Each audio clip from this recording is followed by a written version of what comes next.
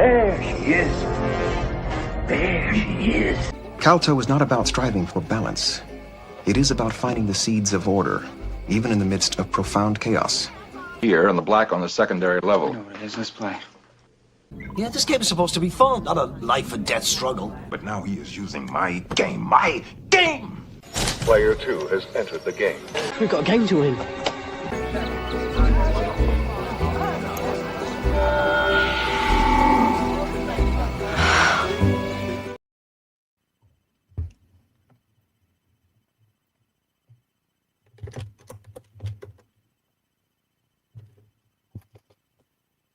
Greetings and felicitations. Absent friends. Hello and welcome to Kal-toh Gaming, number 59. Today we're going to play some Star Trek, the 25th anniversary for PC. Very different from the one made by Nintendo, but we'll get into that in a little bit. But before we do that, I know that a lot of I know my heart's been hurting a lot today, and I know this also might be the case for many of you. And I hope it's okay if that I respond here just with some distraction with the way that I want to go about it today, and a little fun. It upsets me, but I have to admit that escaping and playing a game is something that helps for me. And I'll have fun hanging out with you guys. And to that point, I'd like to welcome Scotty R37, who's here to help the fun. Hello. Yeah, how are you doing? Kimberly's here for fun too. Hey, Kimberly.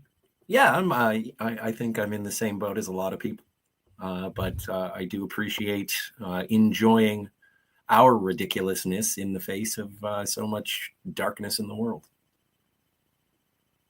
I think that is the idea. That reminds me of that Dumbledore quote.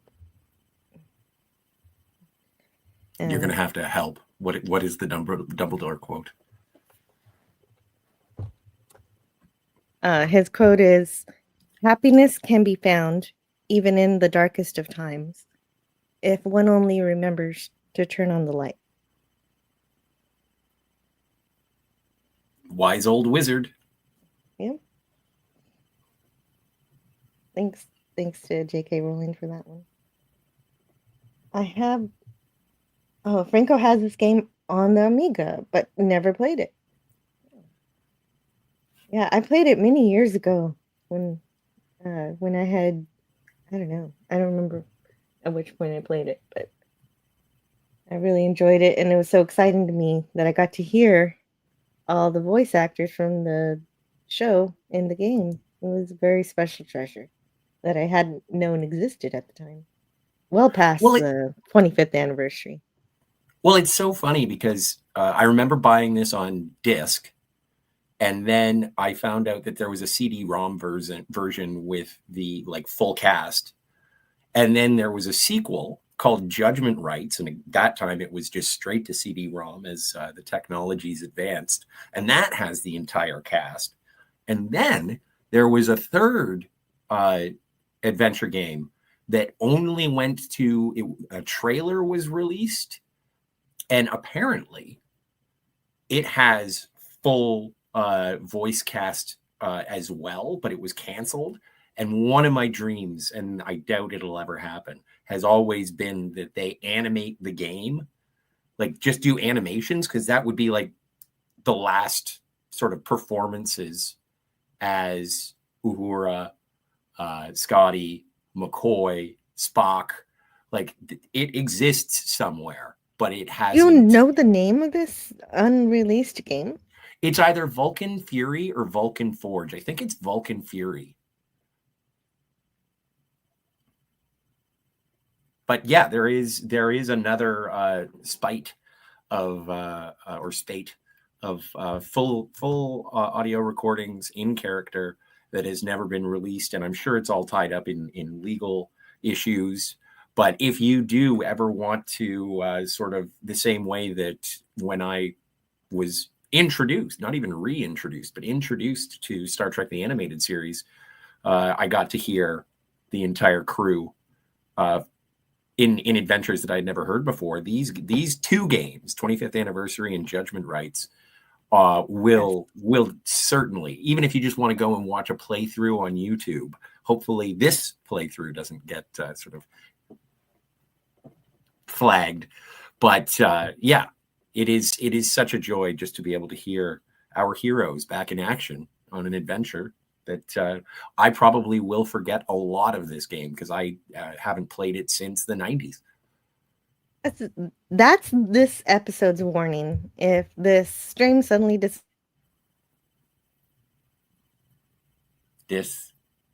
it's been uploaded several times to YouTube with no problem. So I figure I get to have it. I'm fine if it gets claimed. I don't need the pennies. I just want to play. Yeah. Oh yeah. And if this is your first time playing it, you're in for such a treat. It's second time. Okay. I never finished it the first time though. I got all the way up to the last adventure, and so I didn't, of course, didn't get to the last battle. So there's that. So I've never finished it before. Well, and also just because of the recordings and everything, you know, sometimes you can hear older actors going back to reprise their roles from years earlier, and it's like, that's weird. Like in the From Russia with Love video game for Xbox, they got Sean Connery back to voice it, but it's like old man Sean Connery voicing young man Sean Connery's digital body. And you're like, that doesn't sound right. But with these ones for 25th anniversary, these were all recorded in the early 90s, obviously, because that's when the 25th anniversary would have been. So they don't sound that off. 25 years later, they sound pretty much the same. Yeah. We'll check. Also says, I had this when it came out, the CD-ROM version. Hearing the voices of everyone was amazing. Yes, it's like getting brand new episodes. Yeah. And it's great the way the game is set up. So we can dip in and out whenever we want because it is set up episodically, like the levels. It's great. Gavin's here. Hello to Gavin. And Franco Walker says, please subscribe and hit the bell. Share, hit like, and select live chat. And that is very important. I'm 6 away from 1400. But that's not important. But it's important that Gavin wants you to. Yeah, we're always on the rise. I always forget to do that myself. Snort Poop is keeper. Hello. See. And I'm just checking the chat here. James Caserta says, Jill, chill, thrill, pill.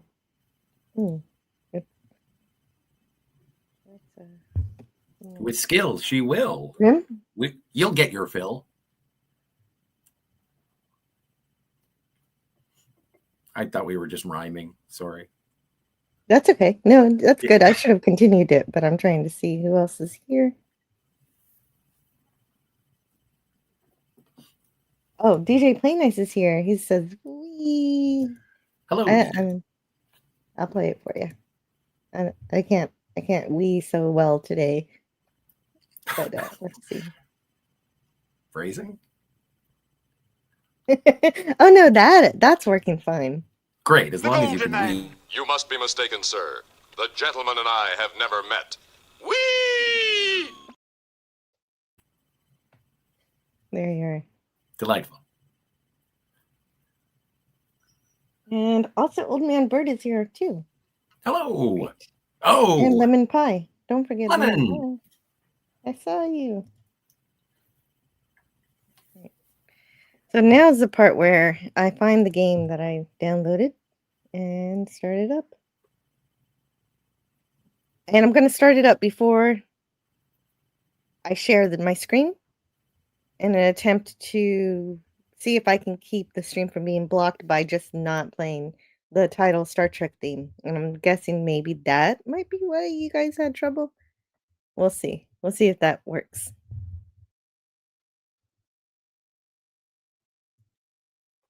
I'm opening it up.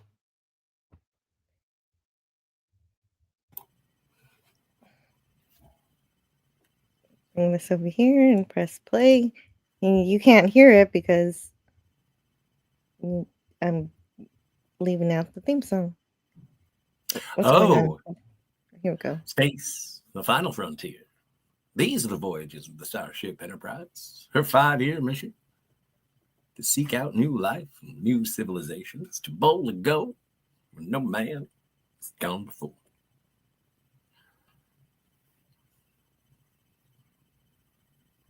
I think I missed a line, which is blasphemous. This isn't like the Twilight Zone where I don't have it memorized, but obviously I don't have my Star Trek opening memorized. I'm banned and blocked. Yeah.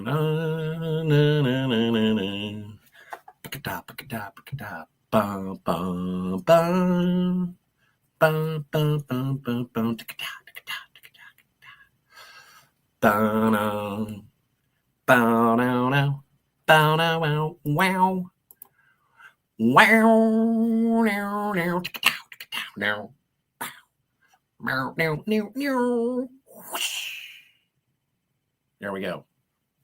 Now I've bastardized the opening narration and the theme song. Don't forget to hit like. Oh, Greek Letters is here.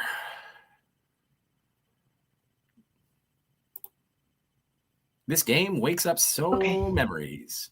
It's boldly gone where no other game is gone. I would say, I know that there's a lot of people out conducting there a mock battle versus Republic. But Captain Patterson reports the Republic is in position and ready to begin, Captain. The Republic is arming weapons and raising shields. I suggest we do the same, Captain. Raising shields. Arming weapons. All right.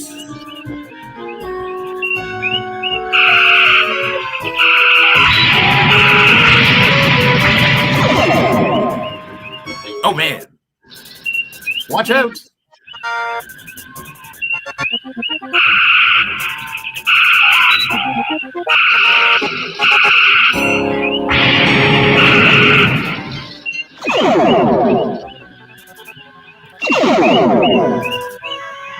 Wow, yeah, I forgot.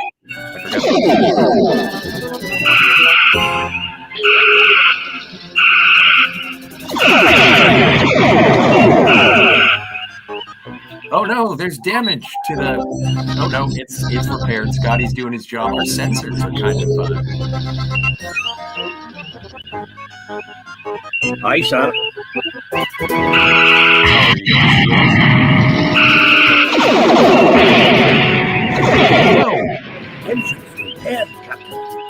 Good work, Scotty. Aye, sir. Power shield. All those sensors.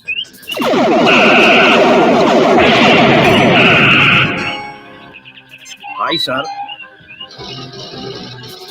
Oh, it looks like one of the phaser cannons. Yeah.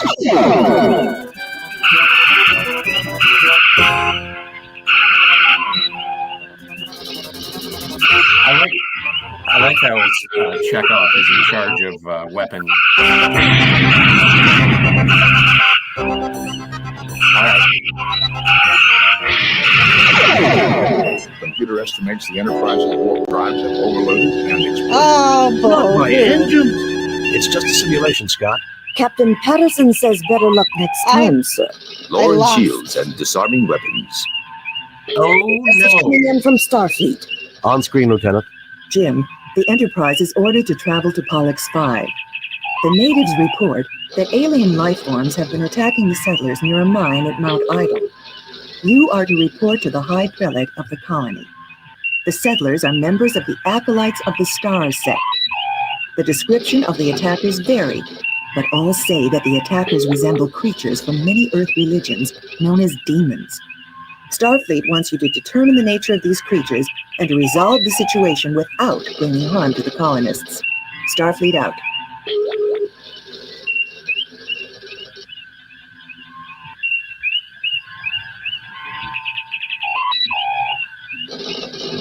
Okay, so the first thing I want to do is figure out how to Lower turn down the that, volume of the game.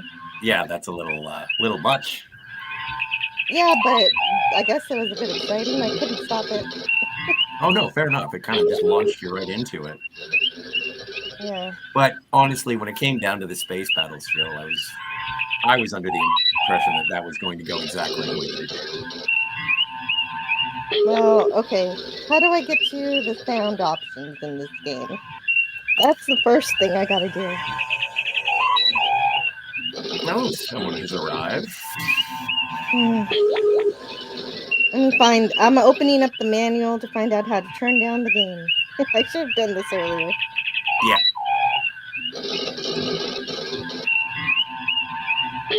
How on earth is this a workplace conducive to getting anything done with beeping and binging and chirping and beeping?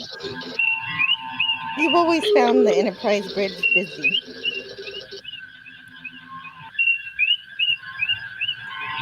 Okay, so there's got to be a menu. Yeah, it's easier to figure out how to fire phasers than to turn down the volume.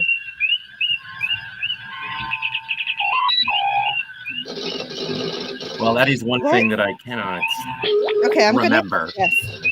Is it one of these F buttons? No, that turns off that. Can you? All right, I'm just going to do that for a second. I'm just muting the screen so until Jill finds the okay. The controls. Good idea. And Old Man Bird in the chat with a $9.99 super chat. Thank you so much for supporting the channel. Says, speaking of ill rhymes, in quotes, ill rhymes, on Spidey's channel, Susan Dolan made a typo, and now several people have been using the moniker Antiderivative Kill in reference to her Fallout adventures, which is That's rad. funny. I didn't know about that. And then also in the realm of super chats, and thank you so much, Zell, for the £4.99. Says, hey, Jill, sending love with a heart. This game brings back memories. Yeah, man. Especially the frustration of being able to find the control panel. What if you hit tab?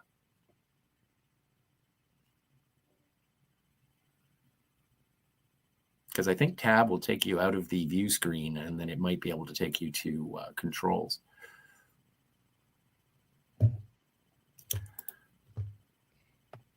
So thank you so much to Old Man Bird and Zell. I'm going to see. Well, I'm afraid of touching something and continuing the story. Let's see. Engine, enlarge the main view screen to turn off sound effects. Okay. How do I do that? That's crazy. I don't want to turn them off. Congratulations, Captain. Dazzling display of logic.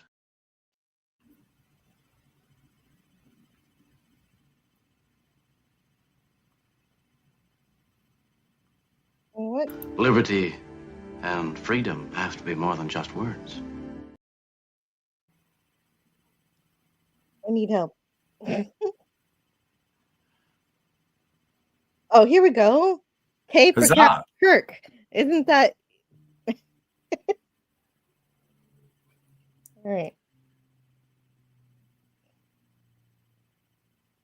We are resolving. So this one is Captain's log. This one's save game. Well, at least we know how to save now. Oh, no, maybe not. Oh, that's a transporter. Okay, wait, what's this? Okay, here we go. See, I don't want to turn off. I want to turn it down. Well, so we are doesn't dealing help either with software from the 90s, so it might be, there may not be any sliders.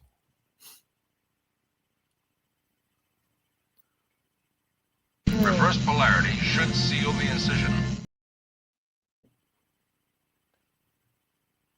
Well, see, the problem with this is that I can't. All right. Scotty, I need you to talk about something. Oh, I know. We forgot to talk about your Criterion adventure. Well, yes. While we talk about that, let's let's save the game using the option we found. So we don't have to play the... Okay. Oh, and Hold on. our TNZ says, this is awesome. Which game is it? This is Star Trek 25th Anniversary by Interplay. And fantastic. Yeah, no, it's lovely. Yes. Okay. Kolchak says, wow, that is moving a lot faster than my old computer did. Yeah, space battles and the lead time on phasers and photon torpedoes were often difficult. And Old Man Bird says, not short on action and sound effects. It is too loud. I had to figure out how to turn it down, but I can't turn down my entire computer volume because I want to be able to hear everybody else louder than I hear the game. Yes. That makes sense. So, Oiler Greg is here. Hello, Oiler Greg. Oh, I'm actually glad I started the game before we talked about your adventures, because now I have something to do to figure out how to turn that down. Great to see Bubblelandia. Welcome. Hello, Bubblelandia. DJ Play Nice says, have an awesome weekend, chat. All be safe, have fun, take care of your crew, and rock. Thank you so much, DJ Play Nice. Mark Trouble says, I love this game. Me too. Mark Trouble, great to see you.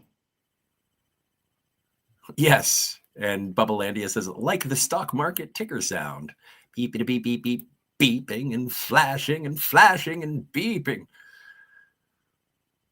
Mark Treble says, this in judgment rights. Yeah, I would recommend, just if you have the access to be able to get the games, I highly recommend both of them. But if not, there are full playthroughs. Oiler Greg says, I want a big red phaser button on my captain's chair. So do I. This is something I want as well. Oh, yeah. Zell says, tonight's live stream with Danger Man will be interesting. That recent episode of Strange New Worlds made my head hurt. I am happily with... Go ahead. I'm glad that you reminded me of that. I'll make sure I turn everybody over to you guys when I am finished. I am luckily headache-free. Yeah, me too. I don't watch Strange New Worlds. That's so I appreciate your service in that regard. Franco Walker referring to my Criterion adventure as Scotty's Life in the Closet. Yes, I had to wait in line for about 4.5, 5 hours to not only get into, but come out of the closet. Oiler Greg says, reverse polarity regularly as a precaution. It makes sense. It makes sense. Hey, Sabrina's Espresso. Twilight Zone. Gavin Blackburn. Ship. Out of danger. I don't know why my Spock sounded like Yoda there for a second. Franco Walker, the Amiga version was on 8 floppies. Yes. Yeah. And Zell says, Klingon Academy was my favorite of the old school games. I really liked Starfleet Academy. With I think that was one of the first video games that I saw with live action cutscenes. And that one had Shatner, Takei, and Chekhov, and I think maybe Scotty as well. It was there was added content to that one too. You could get. It was really, really good. It was really, really good. RRTNZ with New Zealand $5. That's why I say RRTNZ. Oh, fair enough. But my argument to that is it ZZ Top? No. It's ZZ Top. Is ZZ Top born in Australia? ZZ Top is global. Or where was? Yeah. Right. No, I mean the. But if you when you go to Canada, they don't change it to ZZ Top. When you move to New Zealand, it's not ZZ. It's still. You want to listen to some ZZ Top? Yeah. But so there would never be ZZ Top. He is from Kiwi land. All right. I don't know why I'm arm wrestling over this. RRTNZ.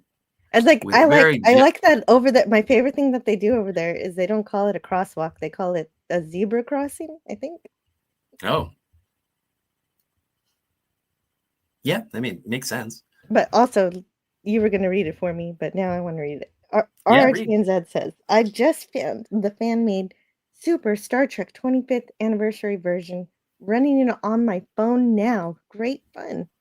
I'm Wow. glad I'm glad I inspired a little more fun today. That's definitely something we need. What's that? Gavin says, the old days, 1.44 megabyte floppies. I remember getting my first 1 gigabyte hard disk, thinking they'd never top this. Yeah, I forget what was it when they made the Commodore 64? Who would ever need more than 64-bit or 64 kilobytes? Right. Yeah, no, we'll never need more than that. Old Man Bird says, are we getting a Godzilla series on Phantasmagorium? Too many films? I don't know yet. I don't know. I know Kat and Steve are doing the Alien Earth. They reviewed the latest episode last night. And Kat is spearheading the racing series that we started to try to get into when F1 came out. And so, yeah, there's stuff afoot over there. I'm just not 100% sure what the plans are specifically. Old Man Bird says ZZ Top is Austin, Texas, baby. My favorite part about ZZ Top is that the only guy without a beard is named Beard. His last name is Beard. RRTNZ says, I remember those days. My entire time at uni, I used a Commodore 64. A 386 PC was like science fiction. Totally, yeah. Yeah, how could they make computers more advanced than this? Franco Walker says, Zebra Crossing in UK too. And there we go, Zell. I love the fact that ZZ Top's drummer is the last name of Beard, but didn't have one himself. Exactly, yes. I think that is a playful irony. And Old Man Bird says, rest in peace to drummer Frank Beard. Yes, and thank you for his contributions. He's not really gone as long as we remember it. So I found, let's see if it worked. I found some volume controls within the GOG itself, the GOG, not Steam, but the other one. Right. Let me see if it worked. And I'm gonna press enter to continue. No, it's still really loud. No, it didn't work. What if you turn off the music? Does the music have the background? I can turn it off, but I don't want to turn it off. Well, the music. Well, I don't know what to tell you. Is there an independent? Can you change it on the screen share in terms of altering the just the slide of how much volume is coming through? The screen share? No, I can't control the volume of the screen share. No, but what I can do is ask you to share with us the adventures that you had at the Criterion closet, and I will discover an answer. Okay. Do you want me to embiggen? Or will you embiggen? There we go. All right. So 8 days ago, fulfilling a dream of mine. Hi, everybody. I found out at the Toronto International Film Festival that the mobile Criterion closet was going to be there. And I said, I want to go. And so like a child tantruming, I said, I want to go. And luckily, someone facilitated that, a good Samaritan. And so I did get to go. And so here are some of the goodies. First things first, you did get a free tote. It was going to be awkward with my microphone. But you got a free tote with my Criterion closet picks, and it's got the Criterion logo. And then you do get a Criterion pin. I put my other favorite physical media shop. They have a little pin on there as well, and so I put it on here. to impress them when I go to collect stuff from there. And then in line, you receive, this was in the tote, but you get a Criterion channel and a first free month. Now, if I'm not mistaken, if you do want a free month from the Criterion channel, I think that they have it from, if you go to Criterion Mobile Closet, I think they're offering it to everybody because it was the 40th anniversary of Criterion that they were celebrating at the 50th anniversary or birthday of Toronto International Film Festival. So that was that. Very accommodating staff in the lineup. A lot of the situation was lining up. It was about 4.5 to 5 hours just to get in. But everybody, the staff that were there, they came around with bottles of water and chips, and they did a little trivia game. And so I answered a trivia question, and it was self-promoting, but it was name one of the 2 Stanley Kubrick movies that were released in 4K recently or going to be released. And so I said Eyes Wide Shut, and they said, have this book of postcards. And so inside of here is all of, from 2016, they have these postcards from the covers of Criterion discs. And so I'm not sure how many are in here. There we go. The Guillermo del Toro, the man who was responsible for, he was the guest of honor at Toronto International Film Festival. I'm not going to go through the whole thing. I just wanted to make sure that everybody saw this one because we did review this on your channel, Jill. And I was very happy. Yes, Fantastic Planet. I love Fantastic Planet. But that's a really great book of postcards. That's really fun. Yeah. And so it's got all these. Because you played trivia in line. Yes. And so don't worry, the Fantastic Planet book or the Fantastic Planet postcard will be sent to you. And so because it belongs to you, right? Oh, well. You don't want that one? No, I want it. I just didn't know that would happen. And so, well, I just have to think of something witty to write and see how much a stamp costs. I can afford the stamp, though. You don't have to. Anyway. And so this I made the game worse, by the way. Oh, good. That's great. That's good news. So this also was in the tote in terms of all of the movies that were available in the closet. And I had marked off a few in terms of what I wanted, but basically it was the inventory of the closet, which was fantastic.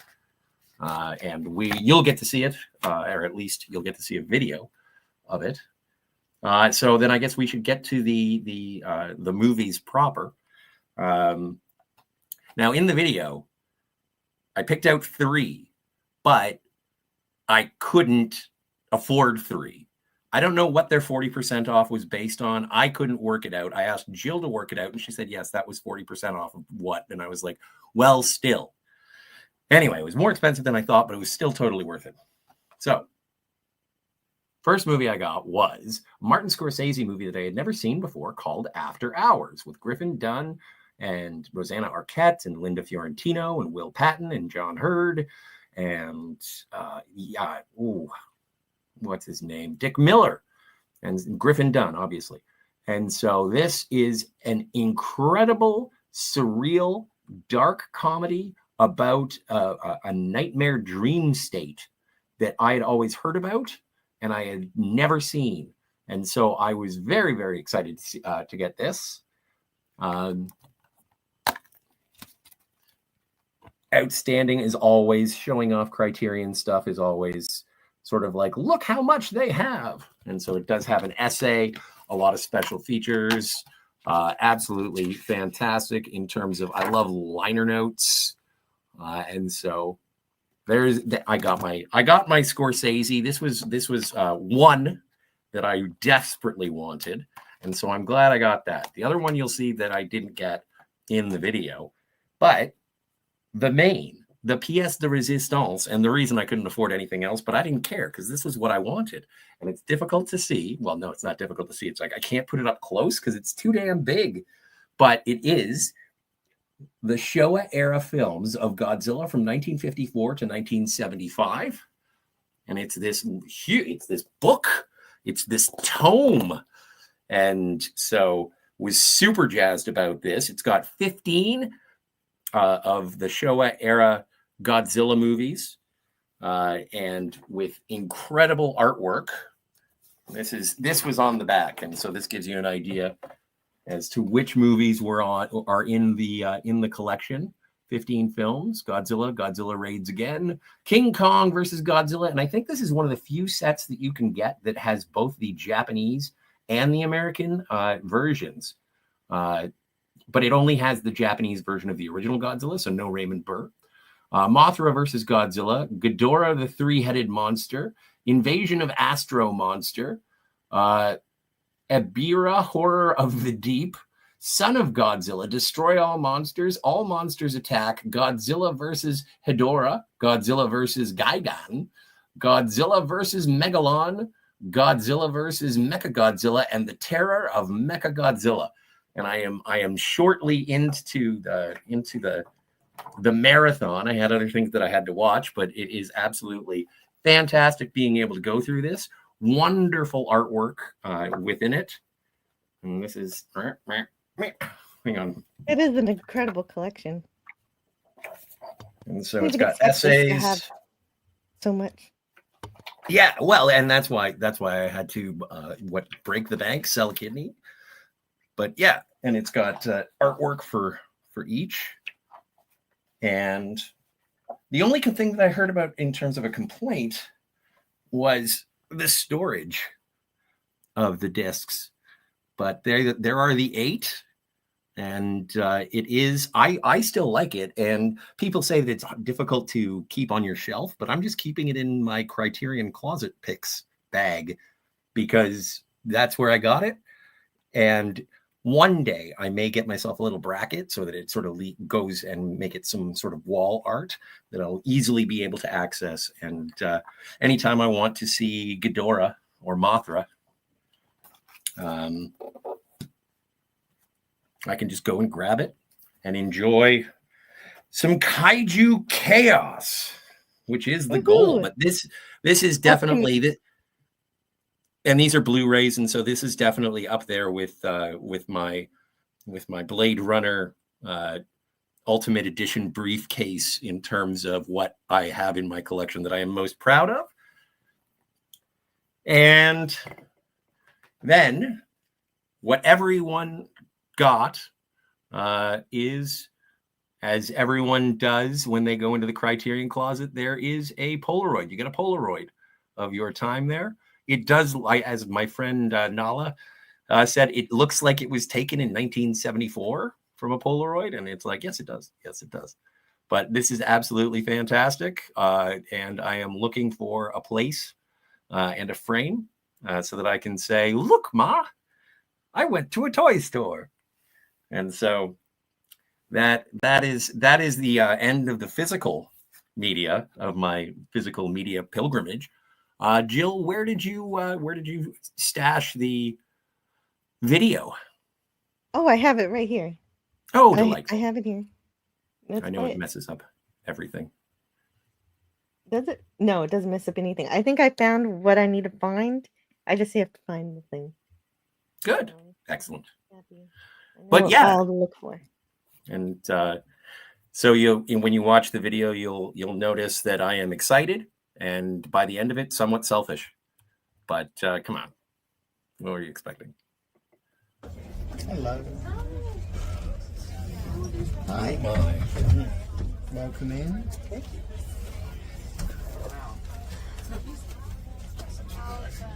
And if you want to shout out any of your picks, it's that orange tape over there. There you go. Perfect.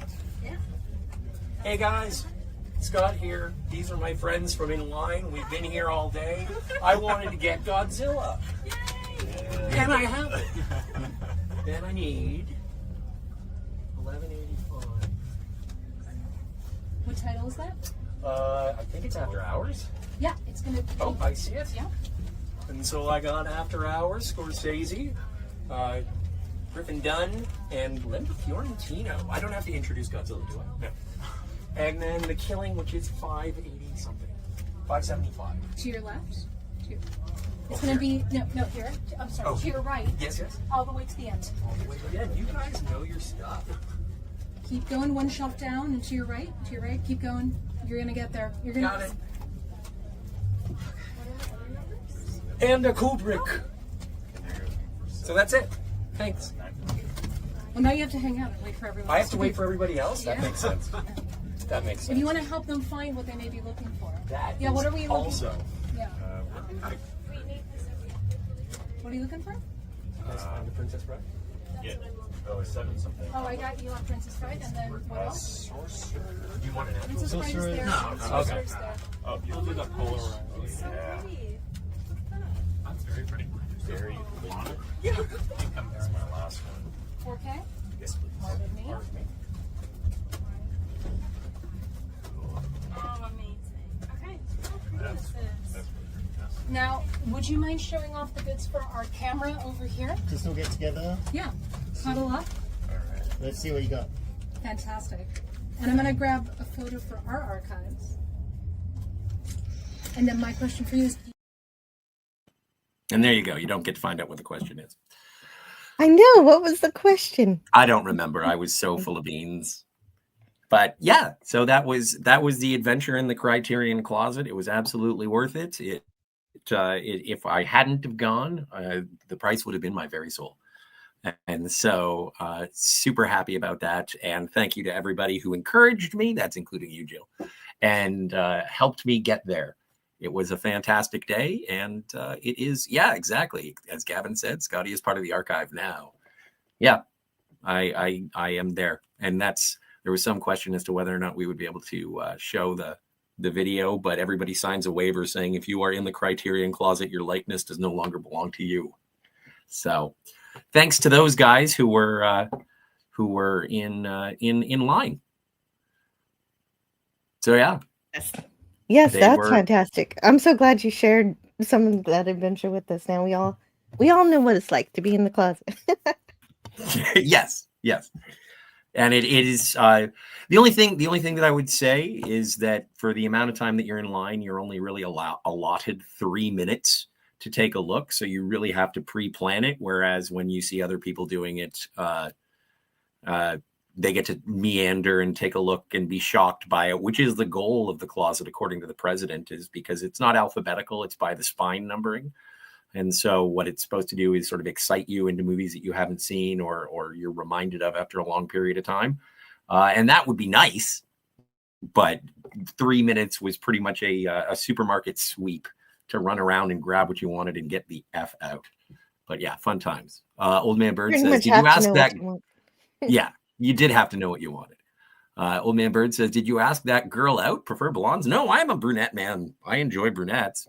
But when you go into the Criterion Closet, you're not expecting to leave with a lady. Just the discs. And so, yeah, it was great. 16 movies. And actually, and if you haven't seen After Hours, I highly recommend it. It was so good. You know, those just anxiety dreams that you happen to have.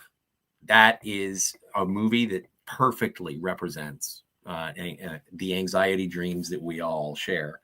And so underrated Scorsese, I would say, well, everything that Scorsese does is a masterpiece. Well, yeah. But I figured it out. Hooray! Did it. It's perfect. Canadian Spider-Man says, is Scotty a university hipster? No, but I play one in the Criterion Closet. It was a rainy day. And so I was dressed for the weather. But yeah, I call that one my Brody coat because it reminds me of the jacket that Brody wears in Mallrats. But yeah, I figured it would be fun to share, and because of the people who were interested in that little adventure, might as well do it. Sorry to take away from your 25th anniversary of Star Trek on this 59th you anniversary of didn't Star take Trek. away at all. I needed that time, and I wanted you to be able to show all that stuff off. And I'm sorry for my intermittent odd interruptions as I was trying to interact with you and figure this out at the same time. Well, no, it's great. It's good. It's good. Yeah, it was. I'm so excited because I'm a computer scientist. I can figure these things out. You don't have to give me a slide volume mixer. I got it. I got this.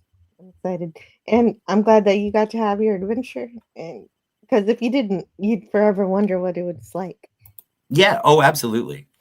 And like in terms of the budget that I had, I was regretting it because it was like absolutely punched the hell out of the money that I had, and I barely had enough to get back home because I had taken public transportation. And I was wondering on the train ride home, I was like, you know what? With that amount of money, I could have just gone to The Beat Goes On, and I would have been able to get like 15 flicks. And then I was like, nope, that is not what we're doing. The whole point is to go into the closet. And so it makes me incredibly happy. And so thank you to everyone who helped me get Godzilla and After Hours. Thank you to the people who helped in that endeavor, definitely. And I think it was fun to see. Yeah, Thanks for exciting.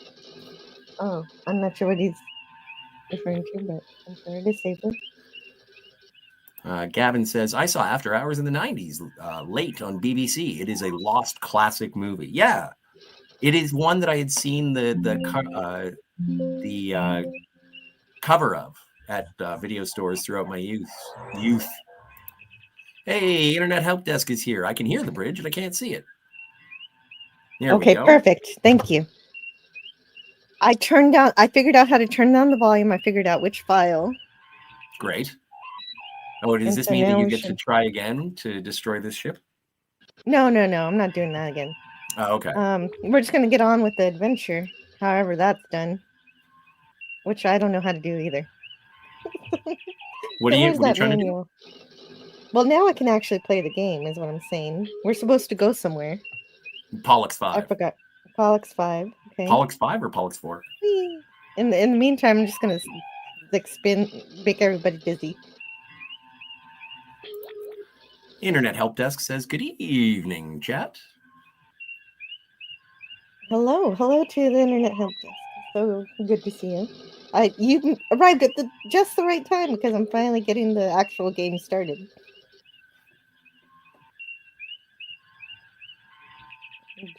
So, I had found something. It's not here. Well, if you go, I think is it tab that makes it so that you go into the individual stations. Tab. You always think everything is tab. I don't think it's tab. You just did it. There you go. Well, you have to. No, that's D. This is okay. Not that. That's Captain Kirk. I wonder what his log is. Captain's log. No recent missions. Yeah, beginning of the game. See, Internet Help Desk says it is tab. It was not tab. Well, can you try it again for me? Once you close this Captain's log. Mm-hmm. Yeah, tab doesn't do anything. Well, not right now. It won't. Right now. It never does anything. How about that? All the tab does turns off and on the little. Oh yeah, you know what? You're right. Yeah, okay, thanks. Tab. This tab will either control the view screen or this stuff. So let's see. And I think it's either. To somebody? That's send a message. That's Uhura. So I think you're going to go to Sulu because he's navigation. Okay.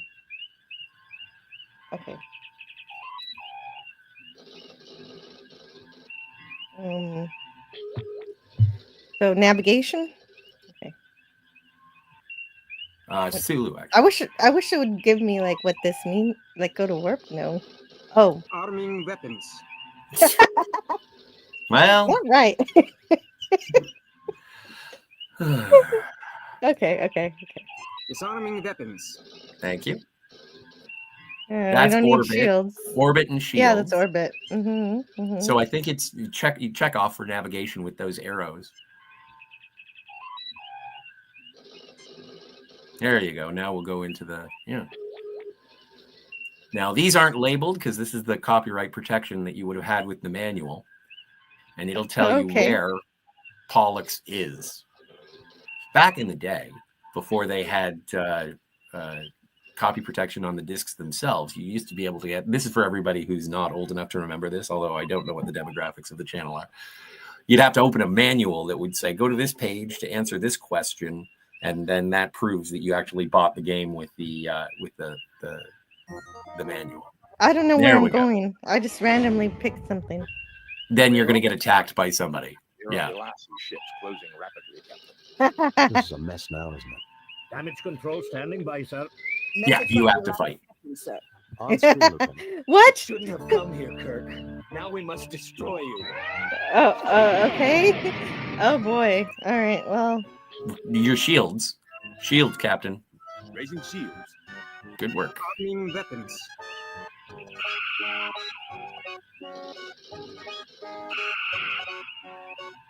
And you'll be able to. Oh wow, there are a lot of enemies. There's at least 2. You're dead.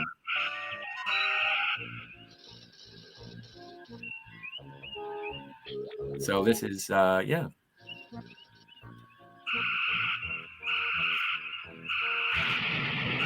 There you go.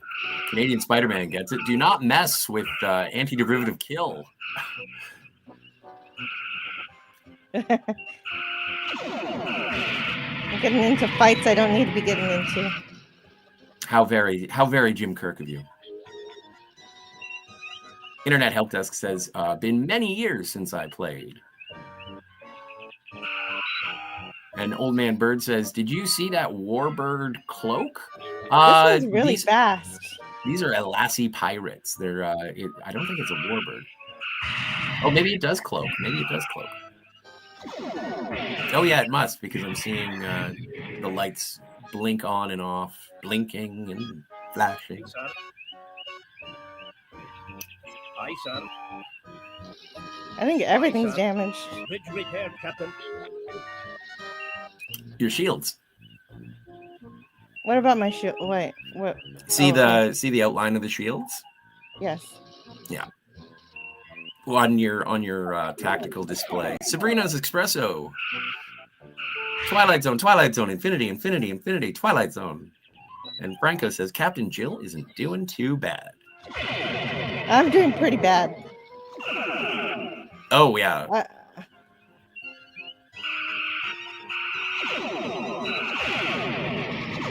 Prayer, Mr. Savick. The Elassie don't take prisoners. Canadian Spider-Man. I didn't want to get into another fight. What's going on? Oh, okay. The Internet Help Desk says the manual says the Klingons and the Romulans cloak. The pirates have stolen cloaks, so they cloak as well. Well, I got to get better at combat, but at this point, I'm just gonna. Yeah. All right. Wow. Well, I will work on that for next time.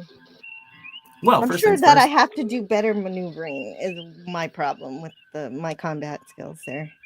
See, it's funny that Star Trek: The 25th Anniversary does ship battles the same way as New Trek. It's all dogfighting. It does handle like Wing Commander. It's kind of funny. So do you have the manual? Yeah. Does it tell you where? Okay, so that's where I find out which one to click on. Which planet? Yeah. Yeah, I just wanted to play the game. Sure. But I do Franco have Walker, to get good at that eventually. Yes. Franco Walker says, is there anyone besides the Federation who don't cloak? That's as far as I know, the Treaty of Algeron is that the Federation doesn't cloak. Starfleet doesn't cloak. Because even like there's an episode where the Ferengi steal a Klingon bird of prey, and so they cloak. but I've never seen a Marauder class Ferengi ship. Nice. We're off course, Captain. There are No. This is a mess now. What? I thought I picked the right one. You didn't. On screen, Lieutenant. You shouldn't have. Shut up. I'm not dealing with you. I'm not good at this. All right. What the heck? Okay, so it's not the blue one. Then maybe Are it's you? this one. Oh no, it's not. No? Well, We have arrived at Pollux 5. Oh, it is that one. I'm sorry, I'm a doofus. well, I was the doofus 3 times, so you get to be a doofus 1 time. Great. Okay, so then we talk to Sue. And he'll get to orbit. Whee. Entering standard orbit. Yeah, finally. So what do you want to do? This is what I wanted. I want the point and click adventure part. Although I know the combat's important sometimes.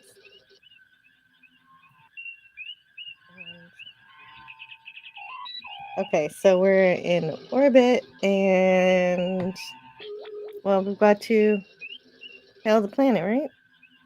It's up to you. Message from High Prelate Robert Angiven, sir. Welcome, guys. The High Prelate awaits you. Please, beam down and meet with him. Pollux 5 has recently emerged from an ice age, sir. It's spring at the moment, cool but tolerable. Sensors indicate previously documented flora and fauna. Nothing unusual. Yay, Spocko. Fuck knows what's happening. And so then we got to beam down, and we know that Kirk has that option. Beam down in part. Yeah, that's right, Rinko. Spock, come with me. Mr. Scott, you have the car. Yeah. You get a little Mr. Kyle there. I love that. That was always my favorite thing. Senchai Ranger Donnie says, hello, Jill, Scotty, and all. Hope everyone is well this afternoon. And hope you will find peace here in our haven. Captain, the flora on this planet is very interesting.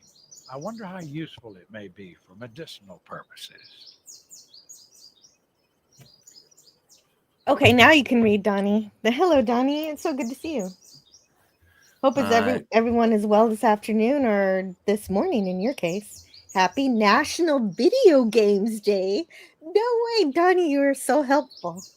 Thank you. I'm so happy to know. Yes, thank you.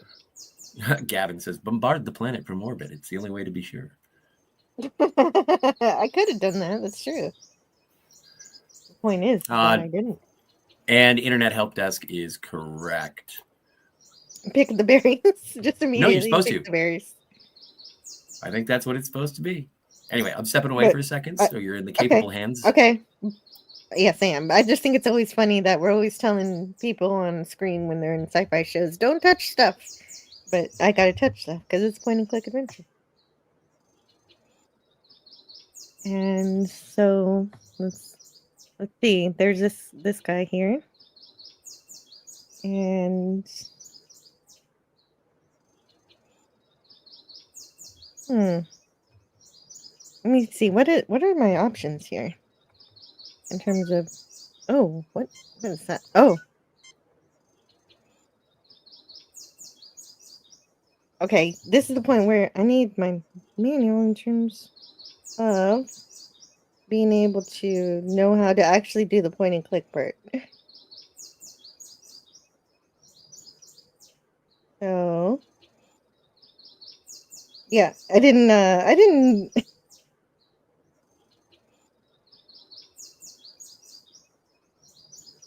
research anything on how to do this.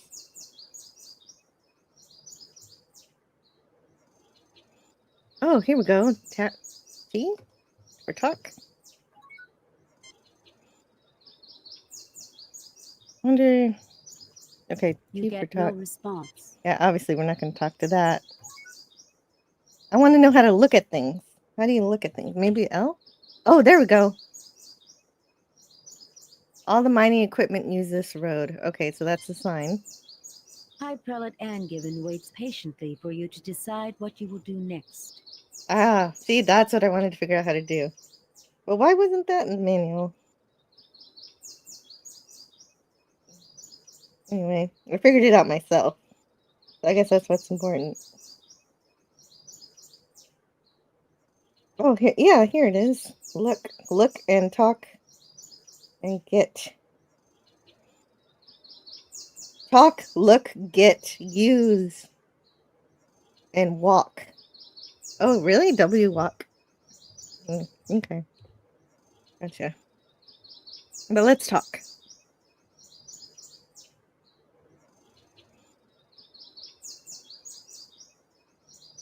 Let's talk with Mr. Angiven. I'm Captain James T. Kirk of the USS Enterprise. We have received word that alien life forms are creating problems at your mining facilities at Idle Mountain. Tell me more. Most High Prelate Angiven, I am honored to meet you. I consider it my divine duty to assist you in any possible way with the spawn of the devil.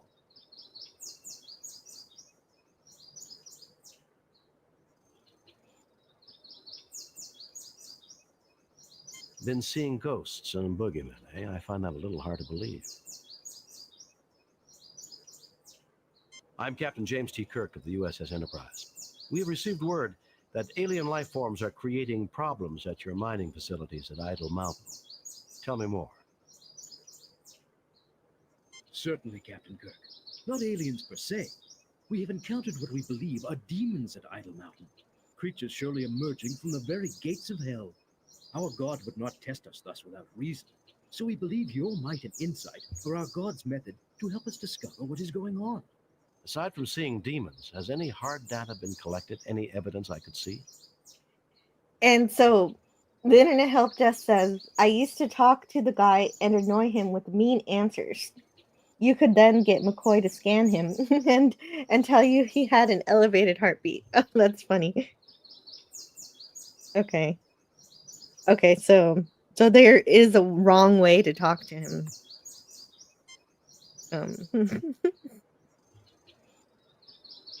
A skeptic would consider everything merely anecdotal or unproven. My people will gladly tell you their own stories, so you need not hear it secondhand through me. What can you tell me about the mine itself?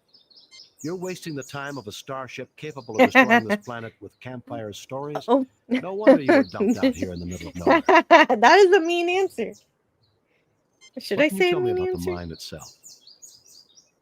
I don't want to say a mean answer. Internet help desk says Kirk is only asking that to see if he can sleep with the aliens. The area is exceptionally stable tectonically and easy for our machinery to work in, praise God.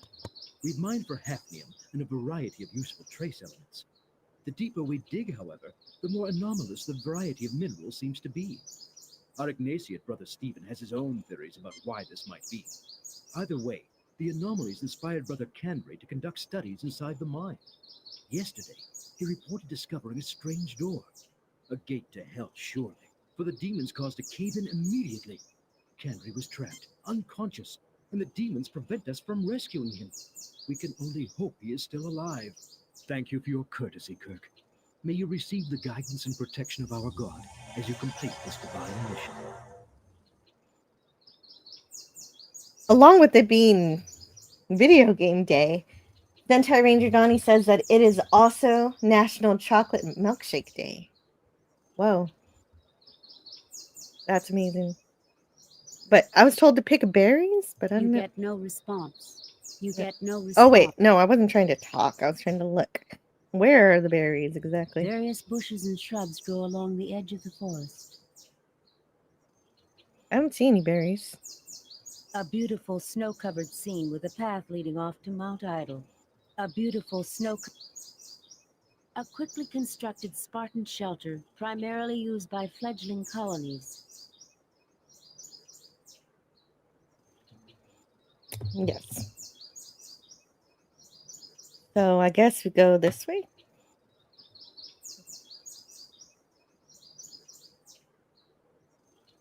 They may be on another screen. Go into the habitat. Yes, here I am. And let's look around. Boxes of supplies and mining equipment litter the floor.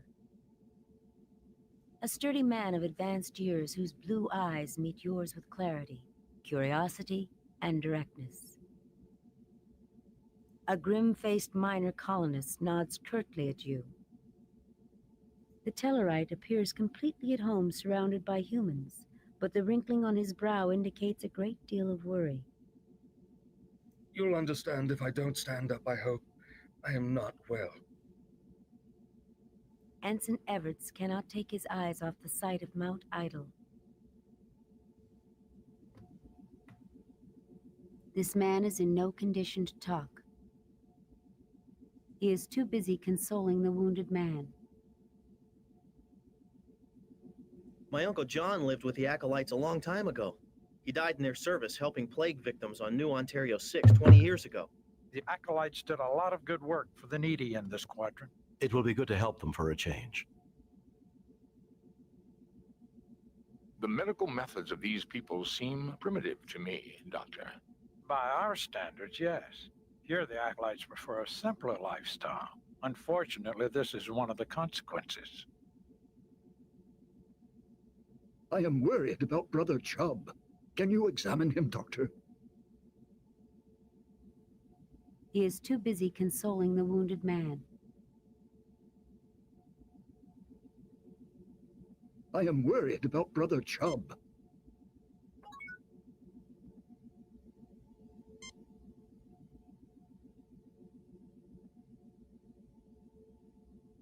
So now I have to figure out how to do what the Internet Help Desk was saying, getting McCoy to examine.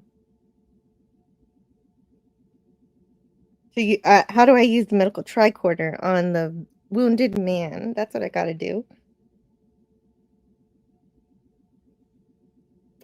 Let's see. How do I use the tricorder? Here's the tricorder. Oh, here we go. Okay. No, okay, I didn't want that.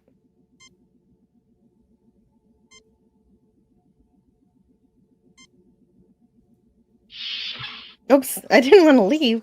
Silly.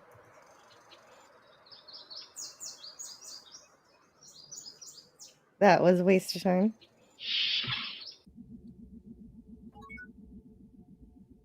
What is this ball about? Oh, that's how you get stuff. Okay, no, I don't want to get stuff.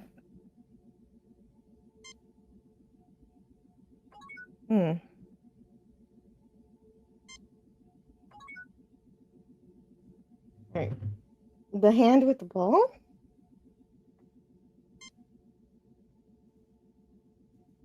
No. Alright, so how do I use my tricorder? There's got to be a way, obviously.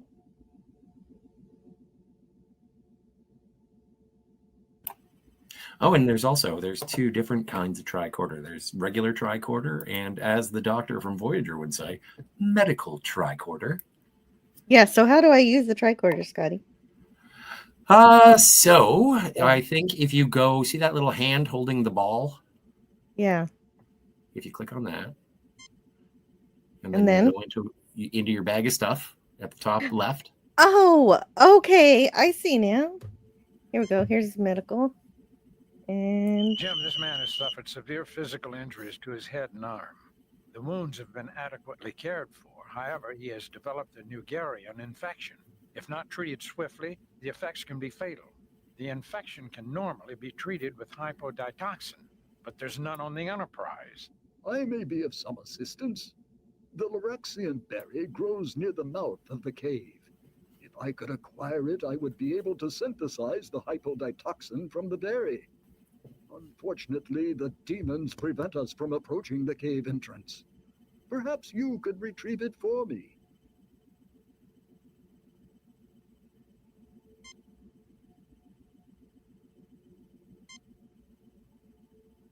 Nothing to report, Captain. Just checking. Okay. Also, it's good to save. So let's save. We go here to the com badge for that. John the Beagle Dad. Save new game. Hello to John the Beagle Dad. Thanks, Scotty. Says, I had these games. There were 2 of them.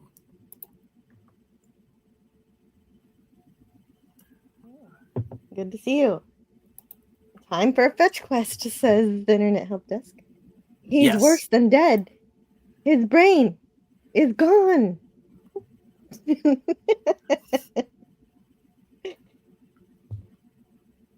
Oh, I like Dr. McCoy doing brain surgery. Okay, so I guess let's leave this place. Here, you're gonna have to be on your toes with your phaser. And phaser. Oh, right now? No, when you get to the mouth of the cave. And obviously with the phaser, red is kill, green is done. Will not solve our current situation, sir. Thank you, Don't Spock. you remember the prime directive, Captain? Oh, Spock's meanie. Okay. Yeah, he's right, though. But you just warned me, so I knew. Okay, so then... Don't you remember the prime directive, Captain? Oh, I can't just have my phaser out. Really? Right. Am I the captain or not? What's going on here? Oh, Jill. Even. So, yeah. Fine, Spock. Have it your way. Go. Awfully bloodthirsty for a Starfleet officer. So now do You it. warned me. Okay, so Klingons. now I get my phaser out. Oh, you let the red shirt die.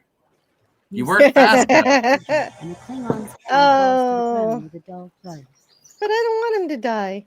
It's too late, Oh, lady. man. Welcome to classic Alright. Star Trek. The red shirts die. Thrawn Kill is here. Says, I'm a Dr. Jim, not a Tandy salesman.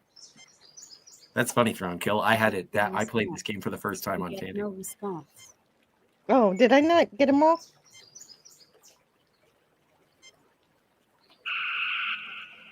Well, that was nice of him.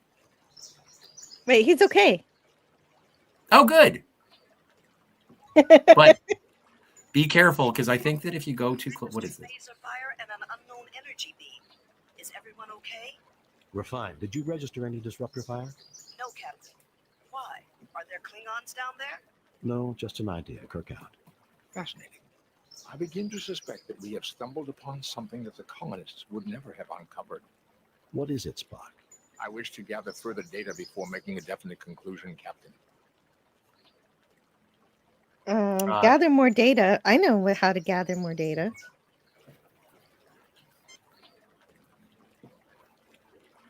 Oiler Greg says, the Klingons only wanted Report, Captain.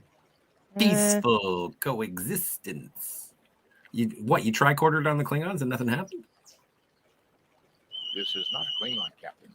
Not a real one. It is an organic construct, an android-like robot. It looks like a Klingon, but the appearance is entirely superficial. Neat. Now, there was an explosion where a hand fell off. So that the thingy said. Oh, a hand broke off? Yeah, so in between... Is it this thing? This is not, Captain. Not the real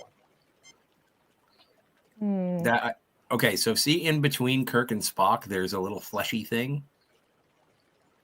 This is a detached hand with some kind of circuitry in the palm, Captain. That's what you need to get. I need to pick it up. Yes, please. Okay, let's do that then. Kirk looks super buff, says Gavin. They all do. They've got, I don't know what back muscles are called, but yeah, totally. Or Orla Greg says I violated the Organian peace treaty. Well, but they're robots, so we haven't had measure of man yet, so we're okay.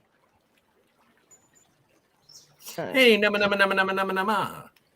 Arm photon torpedoes and bombard the planet. You know what? I wonder what happens if you do that. I feel like someone's done it. Anyway, get stuff is like this, so get this. You take the Klingon's detached hand. And then also we need berries. I don't know where these berries are. Berry. Small Time Republic is here. That cave looks treacherous. It does. Yeah, I think that's where we should go next. Thank you, Small Time Republic. That's a great idea. Let's visit the cave.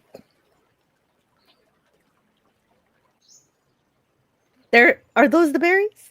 Those look like berries. Various types of berries grow amongst the bushes. There we are. There's the berries. So I guess let's get them. You have retrieved a sample of berries. Hmm. And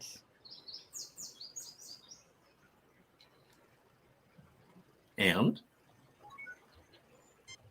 guess let's go inside here. You don't want to go back and help that guy? Wait, what? Wait, which guy? The guy that you were supposed to get the berries for? Oh, right. Okay. Good idea.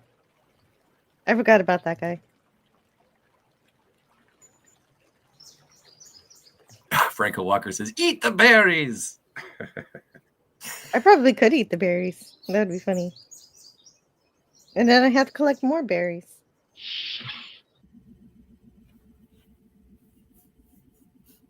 Okay, so go back to the ball. To the what? And get the berries. And give them to the sick man. Jim, these need to be processed first. Oh. Uh-oh. They have to be processed first. Okay, so then I have to use the tricorder on them? Which one? Which tricorder do I use on the berries? Oh, you can use the medical tricorder, regular tricorder, do whatever you wish. How do I do that, though? Oh, no, I don't think you can. Cynthia Whitbeck says, hey, guys.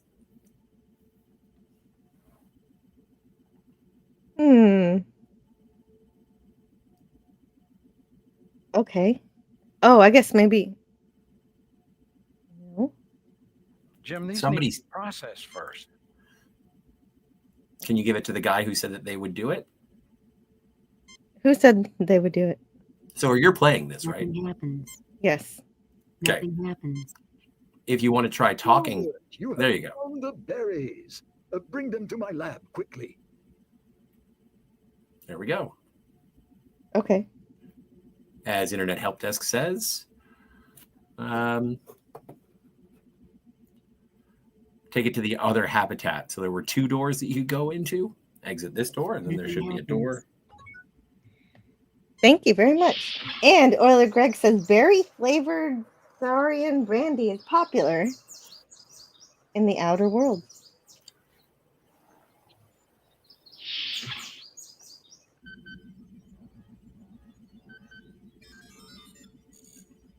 I love the little details. Seeing the Enterprise on that little display. Yeah. An old-fashioned computer. It appears to have some type of simulation running. Assorted pieces of glass rest on this table, from ancient beakers to double burners. An antiquated molecular synthesizer sits in the corner. That must be what we need.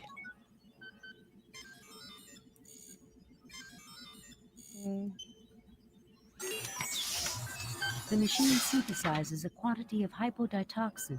We've got to get this to Brother Chubb as quickly as possible, Jim. Brother Chubb.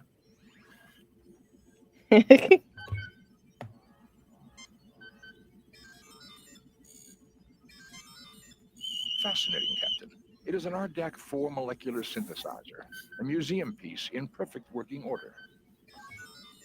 Museum piece. That's a very polite way to put it. Old POS kind of thing. Let's go save that Brother Chubb. Yeah. Oh, I thought I could click the walk button.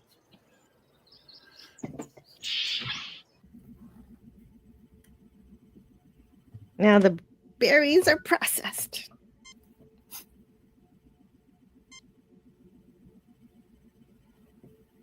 Thank you. Is You're most no, kind. Brother Chub is not at all hefty. He's a skinny Chub. Brother Greg says Scott picked up the mouse. Computer? Hello, computer. Yeah, very quaint. Okay, so you should be feeling better. Well, there was probably a reason that we needed to get them all spruced up. Maybe we should try talking to them. Yeah, now we can talk to him. Yeah, exactly. I headed up the party that sought to rescue Brother Kandri.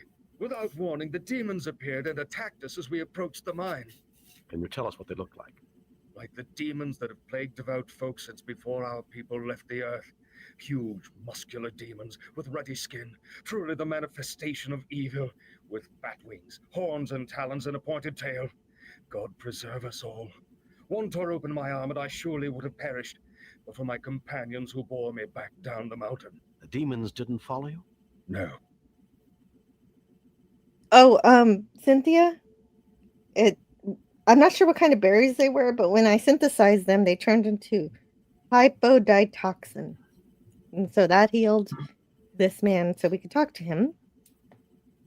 I am Brother Griznash. I went up the mountainside in solitary prayer, seeking to face my fears. Indeed, I found them. A bellowing Krognik demon with sharp teeth and a long snout descended upon me in a rush of wind. Captain, a Krognik demon has a decidedly wolfish appearance. Brother Griznash, is this not the traditional shape of the evil one and his minions among Tellarites? It is. I believe this may be significant, Captain. Brother Kandre is my partner. I was on the communications link when the demons caused the rockfall and silenced him. He said he'd found a strange door with devilish writing. Truly, he came upon the gate of hell itself. Do you want to talk? Brother Stephen, an Ignatiate following the holy teachings with mind and soul alike. I believe the anomalous mineral readings in combination with evidence of ancient disturbances in this otherwise highly stable geologic location indicates previous habitation of the region eons ago. Why, Spock, you two should get along fine. He sounds just like you. I am equally honored to discuss medicine with you, Doctor, as science with your Vulcan associate. And let me continue. I believe our God made humans, aliens, and demons all. If I could get a real demon into my study, I would bless our God for the opportunity, as I thank him for everything in this life. You tread close to unholy knowledge, Brother Stephen. I appreciate your prayers, Brother Roberts. Captain, if you and your people go up the mountain, I hope afterward you will visit me in my study, which is next door. I'm too old to make the trek myself, but I'm eager for knowledge. In return, I will offer you what insights our God grants these old eyes.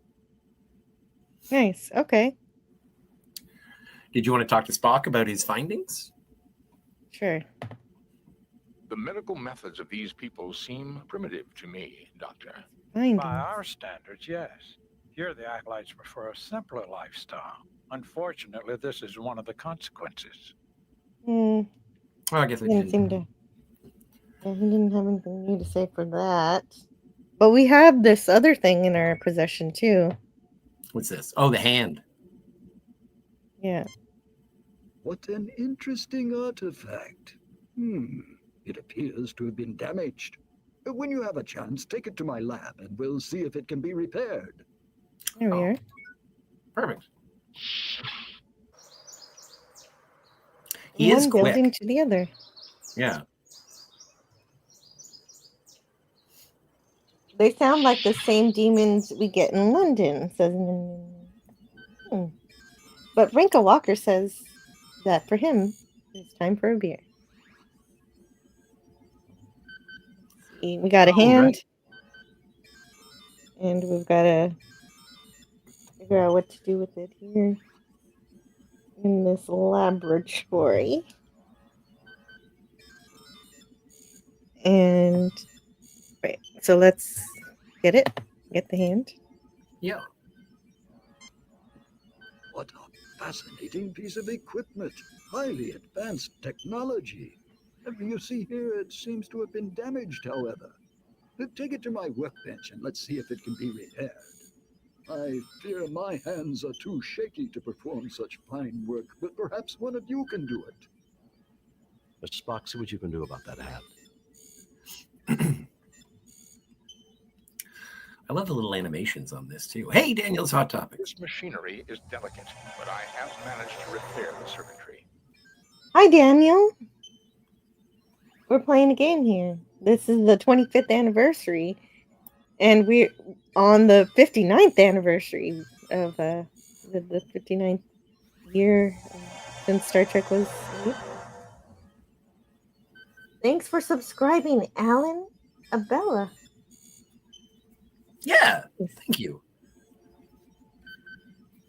Although I don't mean to call you out, though. You don't have to respond. But I appreciate you. And so, let's see what we can do to figure out more about this hand. We repaired the hand. Oh, I guess. See how the fingertips have micro-sized sensors? I wonder what use they may have. Nothing happens. Nothing happens. Oh, can you look in that case to the right? Sure. Let's look. Let's look everywhere. Yeah, where's the button? A glass-fronted display of mineral specimens, including a meteorite, a few fossil shells, the skull of a cat-sized alien animal, and a very encrusted twist of metal. Nim Nim Nim advises that I should steal the gems. If I'm not mistaken, I think you need the little cat-like skull at least. Do we? I think so. See if you can take anything. Okay. And maybe Spock will admonish you for stealing something. Captain, we are not thieves. Well, you want me to try that now? Give it a go. See what happens. The glass case is locked. It's locked. Locks keep people honest. True. Good fences make good neighbors. An old-fashioned computer. It appears to have some type of simulation running.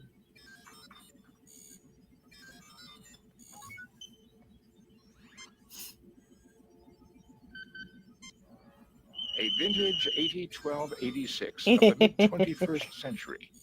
It is a fine museum piece. Another fine museum piece.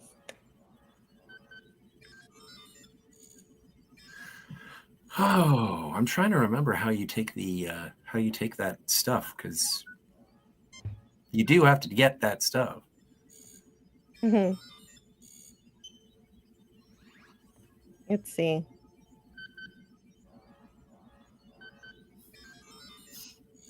Maybe I have to talk.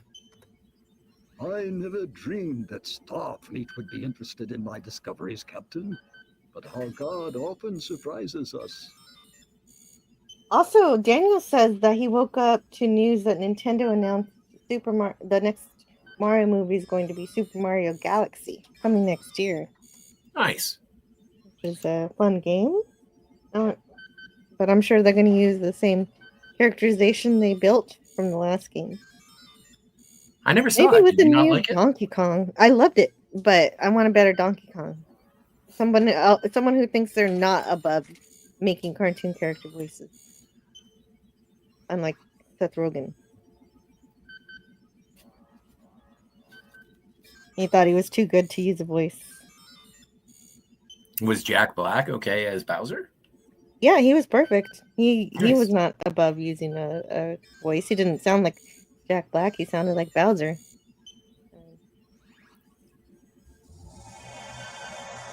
Hello to Jason Love. Hail.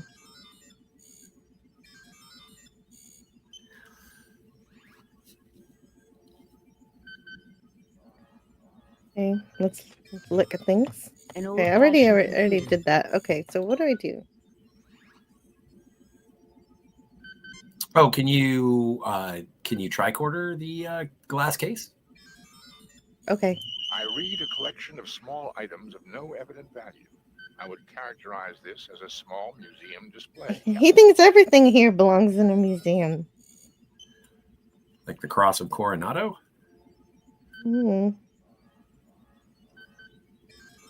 It Right. belongs in a museum. A vintage 80. Yes. Nothing to report. Residue of several different compounds are in the tubes. None of the compounds would explain the sightings. I don't think we can smash the glass. No. No, I don't think so either. But maybe it's like a trigger in the game. Is we have to go and find out what's in that cave.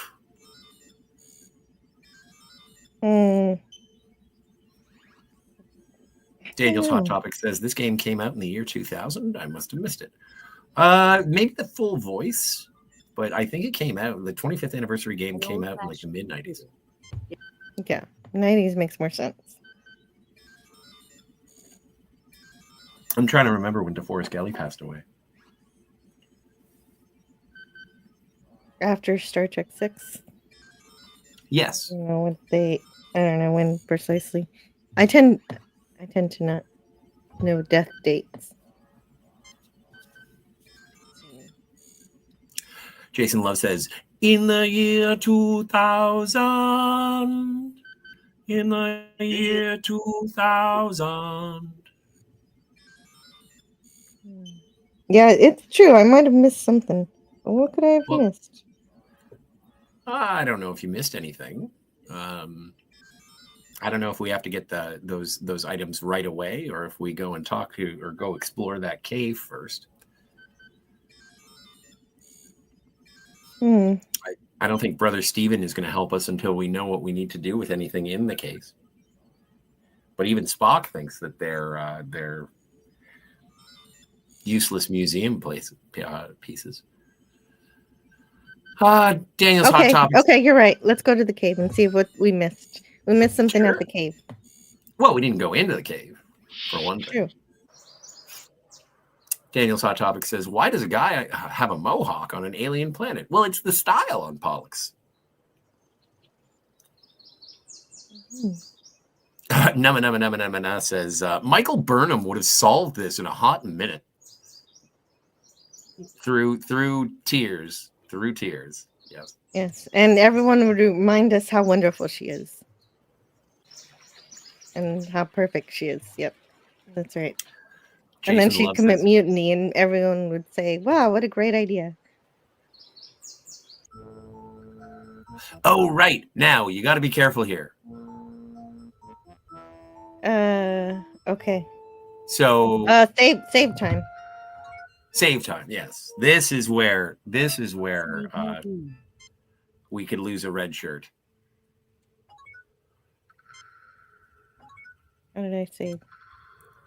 Save new game. It's too bad that they didn't get Majel Barrett to be that voice. That would have been fun. Would have been great. Maybe they just didn't ask her. Well, maybe they already broke the bank on everybody else. So yeah, that's what I'm thinking too. Yeah, I saved. So go to your. Oh yeah, sure. Captain, there are several weak points in the cave-in's structure. Careful use of our phasers from the top down should be able to clear it. Yeah. Yeah. Okay. Okay. Why would you want to do that? Let's not go confusing a medical kit, Jim. Okay. Just being silly. Yeah. Which is fun, which is great. Do I use kill setting? I don't think you can stun a rock. Yeah, that's true. Okay.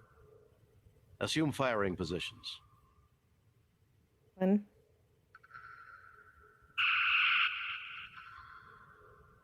Okay, he said top down.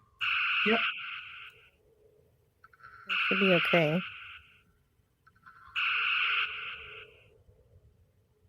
There is no apparent effect. Captain, this course of action is ineffectual. Oh, I guess I'm done then. No more shooting You needed. can't get that one at the base? Can I? I don't know. I tried. Well, not Don't really. you remember the Prime Directive, Captain? Yes, the Prime Directive clearly states that we're not allowed to shoot at rocks, Spock. Oh no! Look who it is! It was a near thing, but he'll live. Hooray! I like that Bones didn't have to say he's dead, Jim. Yay! The voice acting is the best thing. Yeah, that's why I've always wanted to play this on the channel, but Scotty said, "Oh, I tried to do that somewhere else, but I got blocked." So we're gonna find out what happens here. We'll see what happens. This is all an experiment. Nama Cynthia Whitbeck. says, "Oh, go ahead." The voice acting is the best thing. And yeah, Cynthia Whitbeck says, Simultaneously watching The Conjuring, the devil made me do it, and watching this game. Wow. I have not seen that. Have you? that is no. I'm not much Okay, into so paranormal stuff. let's talk to this guy we just saved. Or Thank you, whatever. kind souls, for saving my life. Let me rest here for a little before returning to report this miracle to Prelate Angiven. Yeah, that is a miracle. Those rocks didn't crush him? That's insane. He didn't die. He's resilient. Now, I don't know. Yeah. You want to do some Spock tricording around and see what's going on with that door? Okay, sure. Just an idea. See, this is the fun part about this game when I was playing it originally is that I wanted to play it as faithfully as a Star Trek episode. Yeah, exactly. What do you do in Star Trek? Use your tricorder. Fascinating, Captain. This door is made of an unknown material. It is clearly built by an alien race we have no knowledge of. Hey, Tiger Stripes is here. Hello, Tiger. Okay, I think we go back. I think we did what we needed to do in order to advance. Okay, sure. I think that's what we were missing. Well, we can't open the door right now, apparently. Yeah, we can. Oh, we can? Yeah, but I don't know if we have to go back. But we do have to go back to get that cat skull. So you remember that hand? Anyway. Oh, maybe not just the door. Can you tricorder the? It won't let me walk to it. No, but can you tricorder the flashing light up top? Sure. For some reason, I feel like it's bad. It's got bad juju. Nothing to report, Captain. Alrighty, Roo. Report, Captain.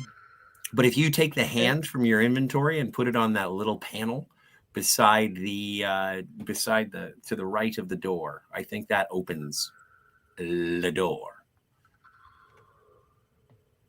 You fail to obtain anything.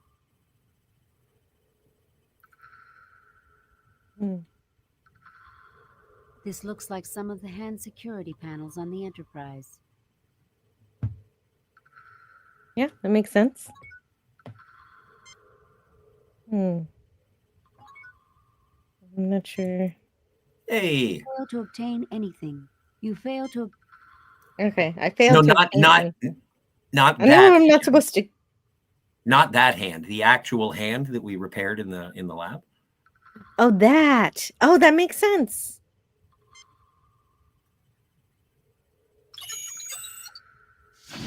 The hand circuitry triggers a connection and the door opens.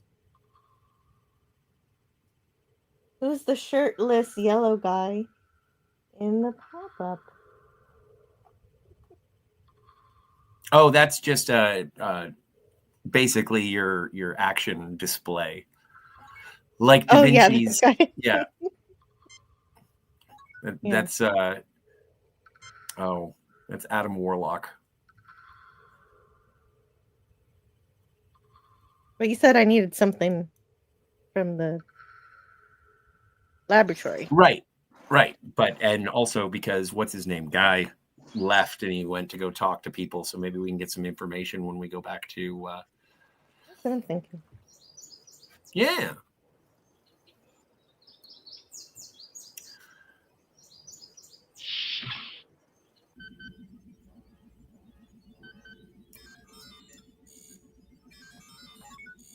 Oh, he's Tiger not in Stripes. here. No, probably in the other one. Tiger Stripes says, hello to Jill and me. Get that Criterion Closet video up yet? Yeah, if you want to scroll back, it's at the beginning of this, or beginning-ish of this video. We showed it and did the show and tell and everything. It does look like those shirts are tight. Yeah, true. They're really tight. Well, it's kind of like when they re-released the Star Wars action figures in the early 90s, and Luke and Han Solo were just like Schwarzenegger buff. I guess he's not there. That's weird. I was expecting to be able to see him, but maybe we should go deeper into the cave. Yes, but I want to. A vintage 80. No, okay. I keep thinking something's gonna happen. I think it's that glass case is where our primary goals. Hey, Monty plays games. Of small items of no evident value. Oh, maybe I can't get it until I know I need it. So, yes. Yeah, you're right. Let's go back to the door. Monty plays games. Yeah. This was the age of paint on uniforms. Yeah, this is very spandexian. Oh no. Don't tell me that. I saw people have been sharing these naked people with Star Trek uniforms sprayed onto them on Twitter. I'm like, man, you could put that stuff on Twitter? Crazy. Jason Love says, laugh my ass off. I blame He-Man and G.I. Joe for the need for the muscles. Yeah, more He-Man than G.I. Joe.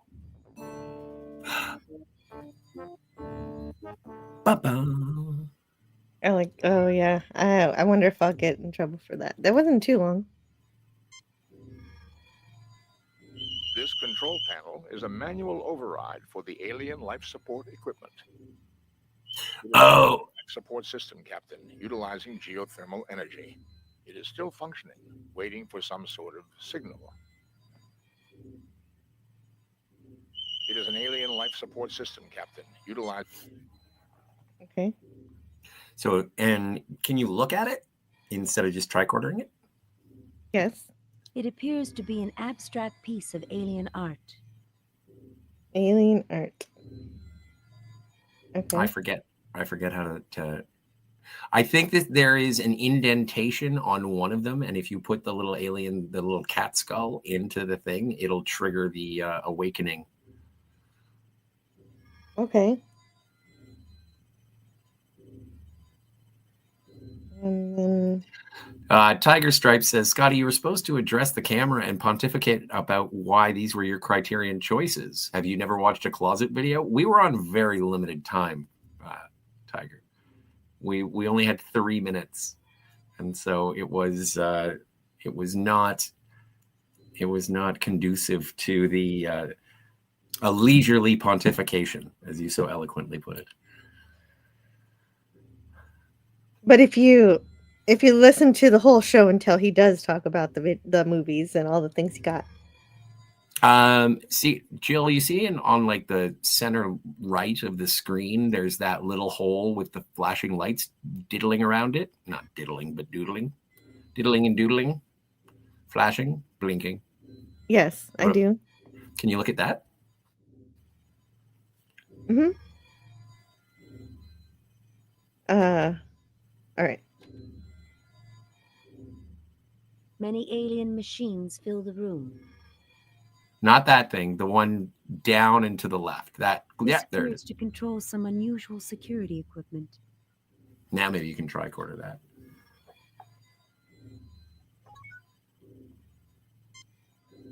All right.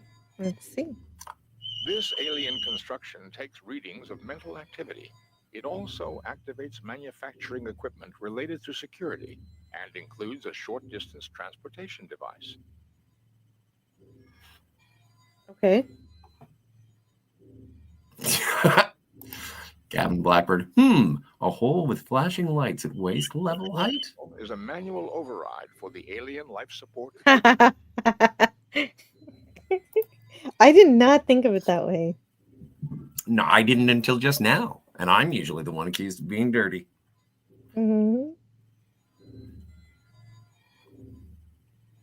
Okay.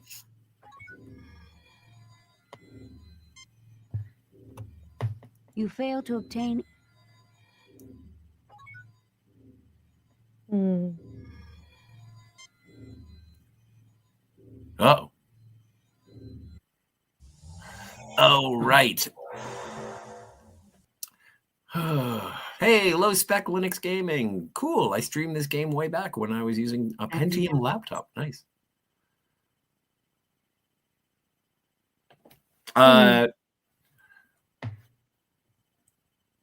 So I'm trying to remember. It's something to do with an eclipse.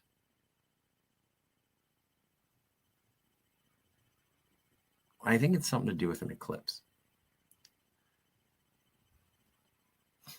I don't know what I'm doing. Nothing happens. Then, yeah, that usually is what happens. Just shoot the damn thing. Thanks, Greek letters. You're a fine Right. Starfleet officer. I know I'm missing something back at the laboratory, but I don't know what. Obviously, I need the skull thingy. Right. How did I get out of here? Go back to the lab. Yeah, there's a lot of pacing. Low Spec Linux Gaming played this game too. That's great. When you use a Pentium laptop, my goodness, that was a long time ago. Probably.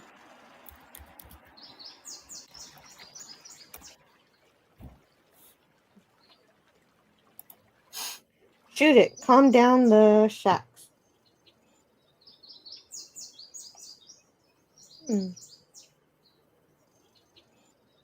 I still think it has something to do with this computer, but I don't know how to use the computer. I love computers.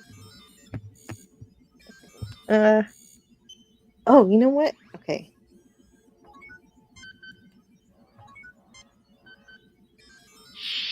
Oh, why? I didn't mean to do that. Alright, I got an idea. I've got to figure out how to do it. Part of these games are figuring out the controls. Walk over here so I don't make you do the wrong thing.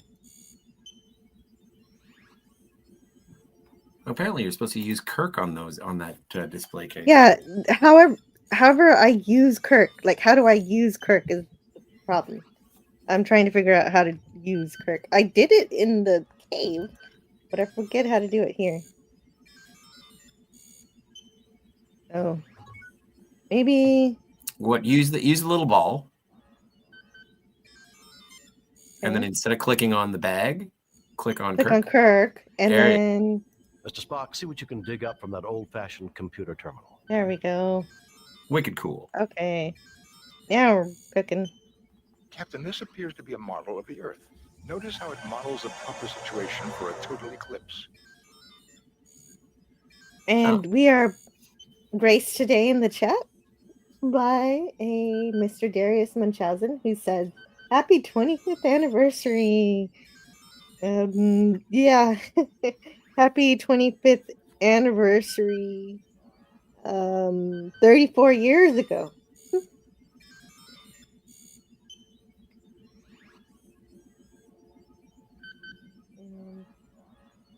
So, can you use Kirk on the display case? Yes. You are interested in my little museum of curiosities? Looks like a pile of junk if you ask me. Kirk, oh my God. Well, don't say that. You have options. Yes, tell us about these things. I enjoy talking about these treasures. Shall I go into mineral specimens? We're going to have to go through all of these. Meteorite, fossil shell, skull of a twist, or Wow. would you rather move on mineral specimens? Okay, I'm fine with this. Great. True curiosities, nothing more. I think they're very pretty, don't you? Shall I go into mineral specimens? Meteorite. I believe this is evidence of the cataclysm which destroyed the moon of Pollux 5 eons past. I've constructed a theoretical model based on analysis of the planet's rings of what things might have been like. I think that the moon, like Earth's moon, would have made a total eclipse of the sun possible. I would have liked to have seen that. For conditions making a perfect total eclipse are rare in the universe. Our God creates great wonders. Shall I go into mineral specimens, meteorite, fossil shells, one of the oldest forms I've seen on this planet? Our God makes beautiful things indeed. Shall I go into mineral specimens? Meteor fossil skull of a small alien animal. The skull of a modern Silati, the largest creature native to this planet, about the size of a house cat from Earth. The Salatis combine a rather insectoid pattern with four-legged reptilian form, including praying mantis-like forelimbs. Shall I go into mineral specimens? Meteor fossil skull twist of metal. This chunk of rock is a greatly weathered example of a vanadium tungsten alloy, which doesn't occur naturally. It is my best evidence that the area was previously inhabited. Shall I go into mineral specimen? A skull of a twist of, or would you rather move on to something else? Very well. I can't imagine why, but if you have a further interest in any of this, take what you like. But please remember to return my treasures when you're done with them. You are interested in my little Oops. museum of I curiosities? already did that. Looks like a pile of... Where did you find all this? Here Ugh. and there. Much of Looks like a pile of junk if you ask me. Oh my god. everything of this world is secondary to the... Okay, anyway, I'm supposed to get it. Laundry and dishes are calling my name. Have fun, guys. Oh, good. I can understand that calling. I hope you have a great day. Thank you for hanging out, Cynthia. And Franco's got a phone call. And look, here's all this stuff. Apparently, I can take all this stuff. But since Scotty already told me all I needed the skull, I'm just going to take the skull. Otherwise, I would have taken everything because I don't remember what I would have needed otherwise. But it makes sense. It's the only one that's circular in a way that will afford me the ability to put it in the orifice with which it fits.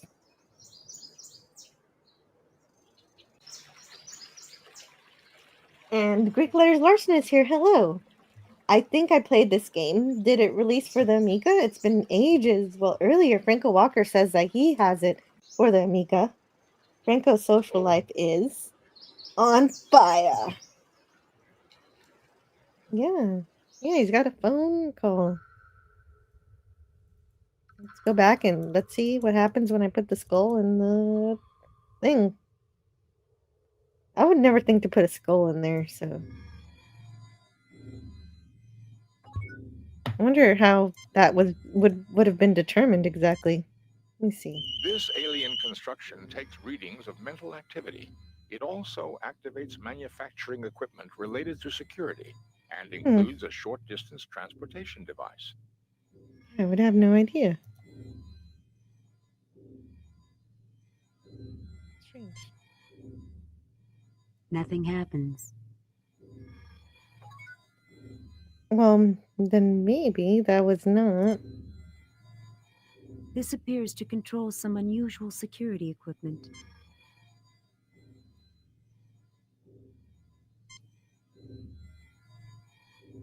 All right.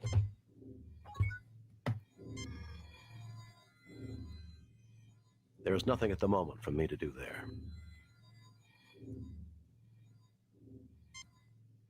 Nothing happens. Nothing happens. All right. Okay, nothing is happening. This is the puzzle part of the game. So we've got the skull. But, oh, you know what? Maybe I had to pick something else up too. Let me go back. Go back to the lab. Figure out what's happening. Because I need something else. Can you turn the wheels on the pipes? I'll try that when I get back.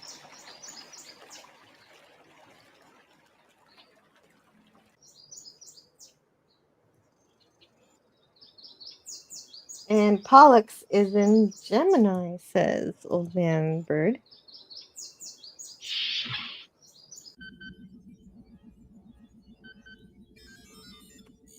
The glass case is locked.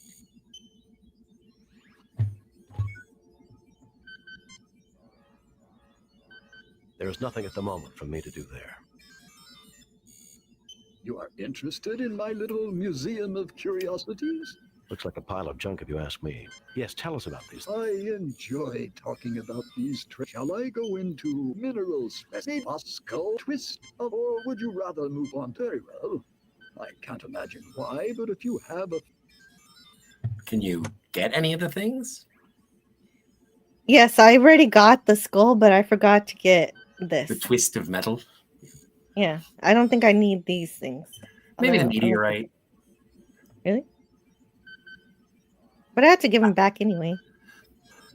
I think once the problem is solved, you just beam up with all the stuff you purloined. Oh, he asked for me to give them back. Oh, okay. I guess I could look at them at least, just for fun.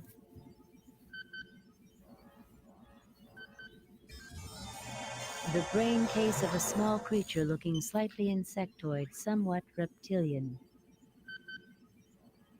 Pretty rock specimen. A common-looking meteorite, about the size of a fist. This appears to be a study and lab. The equipment looks very ancient. This appears to be a study I don't want to do and that. lab. The equipment looks very ancient. Fossil shells of aesthetic interest. Hey, Herc 130's here. An old corroded twist of metal. Herc 130! Hello! You know, let's go. Let's go back to the cave.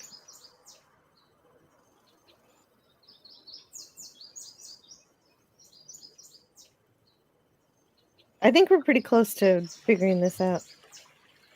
Apparently, you're supposed to continue to look at the computer to help with that eclipse thing. Oh, okay. Well, then let me go back again. A lot of pacing. Look at the... That's okay. Yeah. Just enjoy the scenery and the flow of water. I mean, if you look at the computer again, yeah. I mean, this game just has lovely sounds. It does. It is soothing now that we've sort of muted them. Mr. Spock finds the scientific equipment in this room to be rather primitive. Mr. Spock finds the scientific equipment in this room to be rather... Captain Kirk wonders what is going to happen on this mission.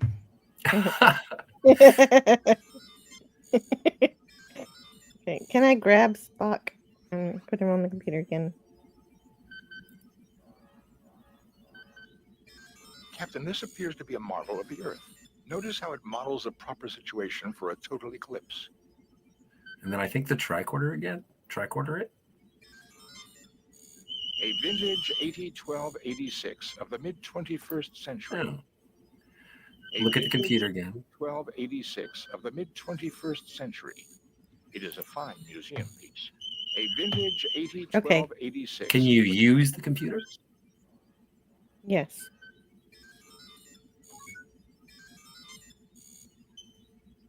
Mr. Spock, see what you can... No. Captain, this appears...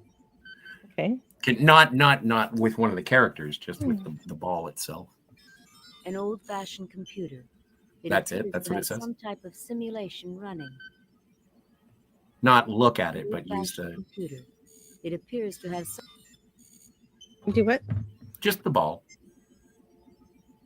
Mr. Spock, see what you can Okay, do so... with that old-fashioned computer terminal. Captain, this appears to be a marvel of the Earth. Notice how it models a proper situation for a total eclipse. Yes, I think you have to set an eclipse at the panel in the other room, says Greek letters. And yeah, I think that's what we're supposed to do. Mm-hmm.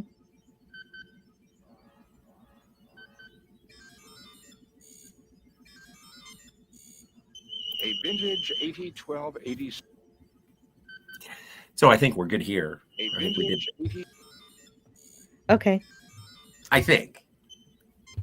But now that we have everything that we need, that was just something that it said. It was like, use it again, but we'd already ascertained that it is the Eclipse model.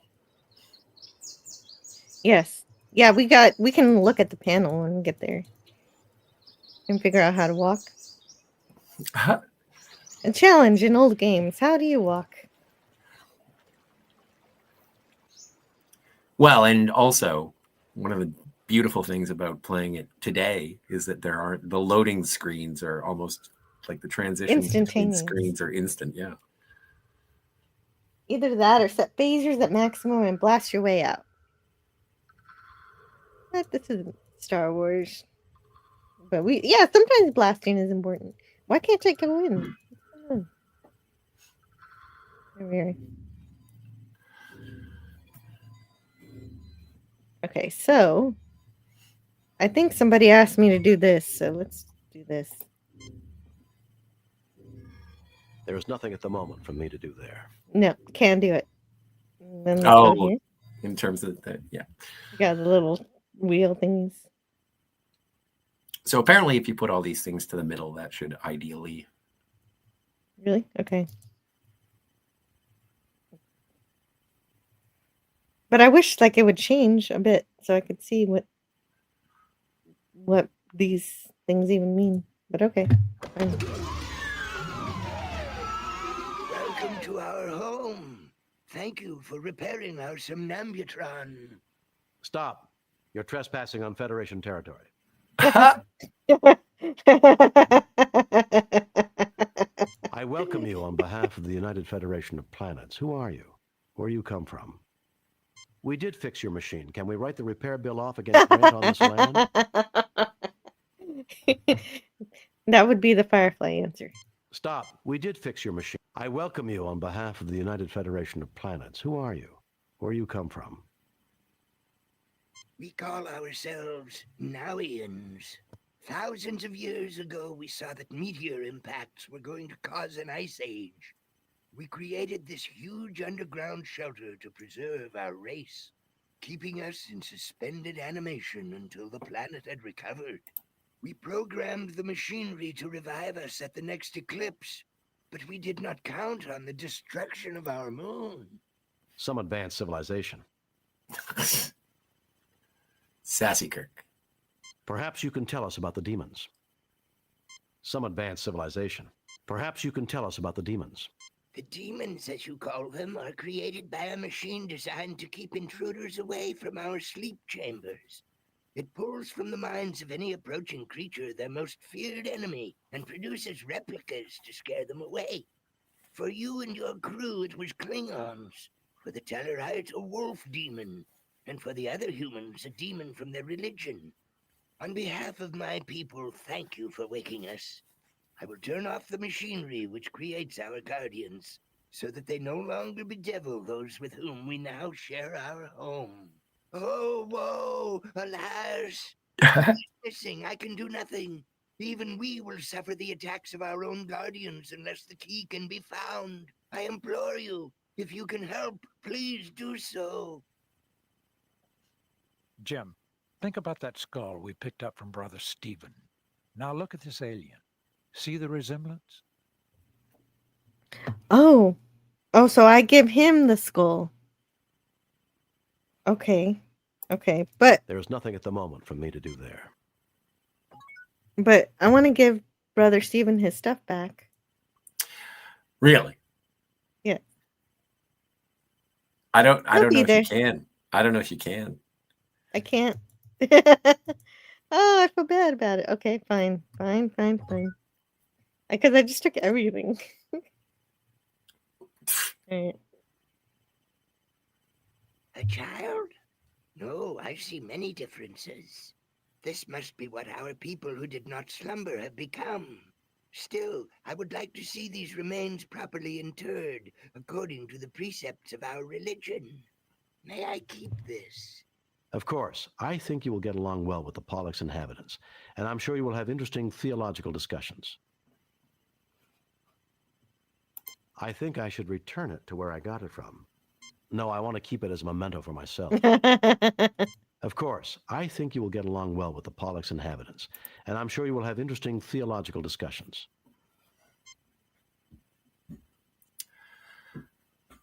And now I think it's that little piece of twisted metal. Yes. Great. Super. Yes, that's the key. You found the key. I can now turn off the machinery creating our guardians, and no more sentience shall be at risk. Surely the Holy One smiles upon us all. I have no way to thank you, Captain, but please carry this request from my people to yours. We have much ancient knowledge we can share, and we would like to join your federation. Go in peace. I will be glad to accept your application to the Federation. We shall have a diplomatic envoy sent to make the final arrangements. We look forward to meeting them. We also look forward to having discourse with the colonists. Farewell. May the Holy One bless you. Live long and prosper. Kirk to Enterprise. Beam us up, Mr. Scott. We did it.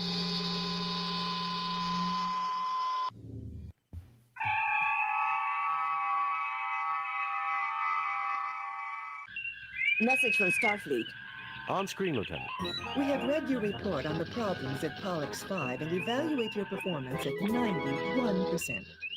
You and your crew received 3 commendation points. The top brass at Starfleet are impressed. Outstanding work, Jim. I might have known there weren't any demons. We all have demons of our own, Bones. The ones we can't confront are often the hardest to deal with. These demons were based on fear, Captain. A human failing. I don't know, Spock. Everything that I've ever read about demons describes them as having pointy ears. Oh. Now, armed torpedoes, says Nim Nim Nim. Hijack. Message from Starfleet, Captain. On screen, Lieutenant. The USS Enterprise is to report immediately to Beta Myamed. The USS Masada has failed to report as scheduled. Determine nature of delay and take whatever measures are necessary. Set course for Beta Myamed, sir. Oh, before you do that, you should probably save. Save new game.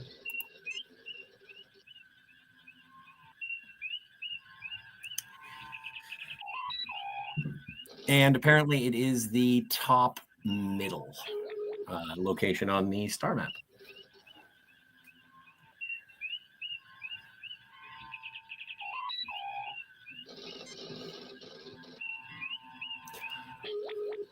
And once you are safely at Beta Myamed, I will have to take my leave just to prepare for... Well, you know, that's what I was thinking. I was about to say, should we just end it here? Or do you want to go to the planet first? Let's just go to the planet so that when we do start her up again. Because that's what I was thinking, is that I would, if anybody wants to talk afterwards, after Scotty leaves, we can just have a chat if anybody wants to join me. And yeah, because I've got another hour or so. Sure. Okay, so Daniel's Hot Topic says, go to the planet. all right, we'll go to the planet. And so then we need Chekhov navigation. I think that's it. You think that's it? Yeah, I think that's it. That one, yeah. This one, really? Yeah. Oh, well, we saved, so let's see. Let's see if we run into pirates again. There is an unidentified ship closing rapidly, weapons on and shields up. I guess then I also have to have my... Oh, On geez. screen, Lieutenant. Leave the Beta Myamed system immediately. You're interfering in Elasi affairs.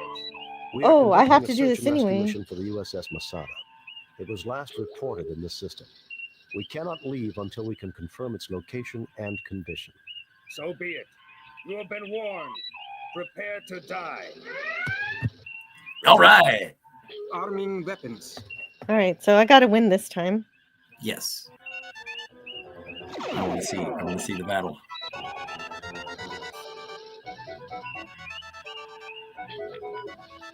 And catching up with them is the tough part.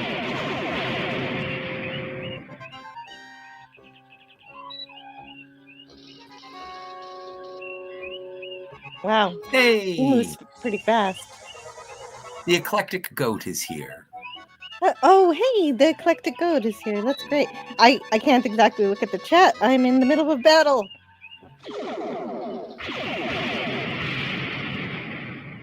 See if I can win this or not. At least there aren't 3 of them like last time.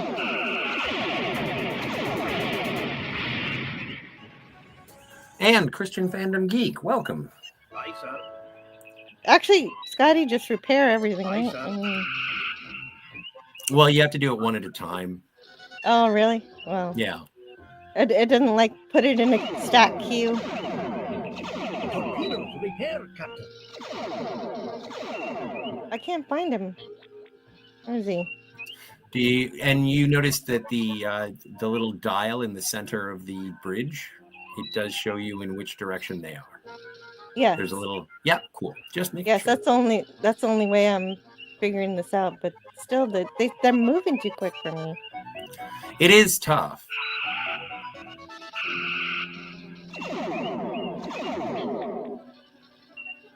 Ugh.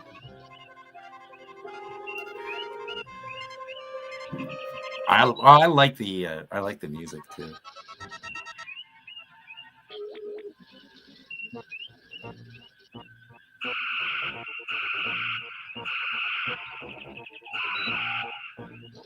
It's so far away.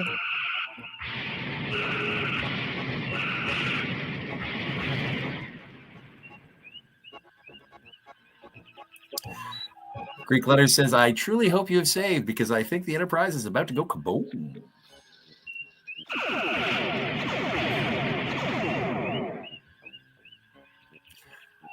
I'm not sure if you can actually see the status report on the enemy ship.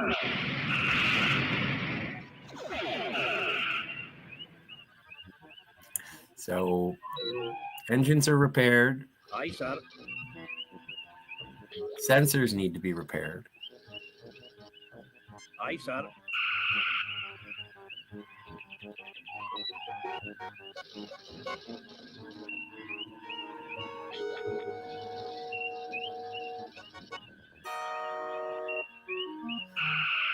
Sensors repaired, Captain.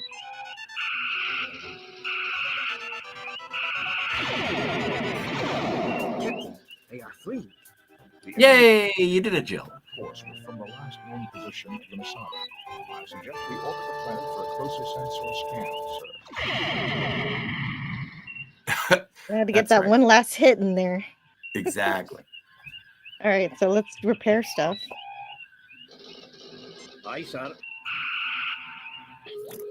Oops. Okay. Everything damaged. I damaged everything. Aye, sir. Well, no. Captain. If you repaired. hit up the sensors and shields are probably your priority. But at this point, now that you're not in battle, it doesn't matter.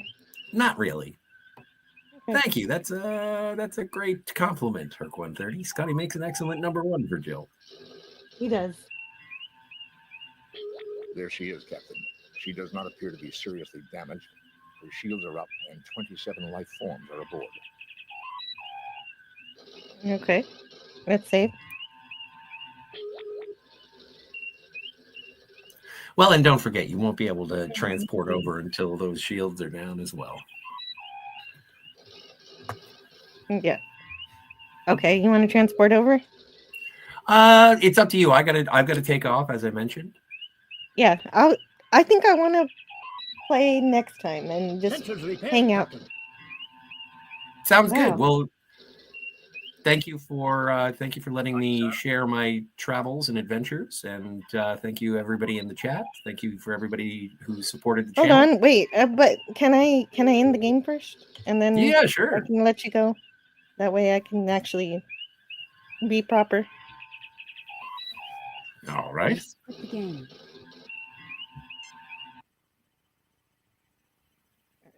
There you go. There you go. There's upside down trip. What everybody needs today. And then most of all, thank you, Jill. Of course. Thank you. Thank you for hanging out and playing a game with me. We did exactly my goal, which was to get through Demon World in the first chapter. And these Episode. are perfect. First episode, yes. These are perfect for Friday's shows because the episodes aren't too long. And it leaves plenty of time to just hang out too. Yeah. Well, happy shore leave, or sorry, happy Kal-toh. And Oh, what happened? Okay. Okay, so Oh, no. Oil are and you Greg. doing anything else today? Yeah. I'm hanging out with Cinema Gulp for a video that we'll be releasing in a couple of weeks. I think you're going to be I'm there, excited too. about it. I'm going to be Yeah. there too. It's I don't know. Yeah, we'll wait for Ben to make announcements for things of what's happening. Yeah. But I'm excited to talk about it. And I watched all the things, so I'll see you later to discuss that I further. will see you later, and thank you again to everybody. I'll talk to you soon. Yeah. See ya. Thanks for playing. Bye. And Oiler Greg is heading out too. Goodbye, everyone, and cheers. Yeah. Okay. But no, I've got a whole nother hour to hang out. Well, less than an hour, but really, why not hang out and talk about stuff and things that we want to talk about? Anything else on anybody's mind today that they want to discuss with the remaining time that we have? Eclectic Goat said, "Hey Jill, mostly lurking I fear, but I so rarely catch you. I wanted to make sure to say hi." And that is such. I played this game first by myself, so it's nice to play it with everybody else here today. It's a great point and click adventure game. And I know if I started another chapter, I would not be able to finish it today. And I think it's kind of fun to keep the episodes within one live stream. So we did enough for today. We need, Herc130 says at this moment, we need a good shut up Wesley, which I can oblige. I have that right here. Always on hand. But first, we've got to mute my screen, which I still have up. Sir, I know this may finish me as an acting ensign, but... Shut up, Wesley! There you go.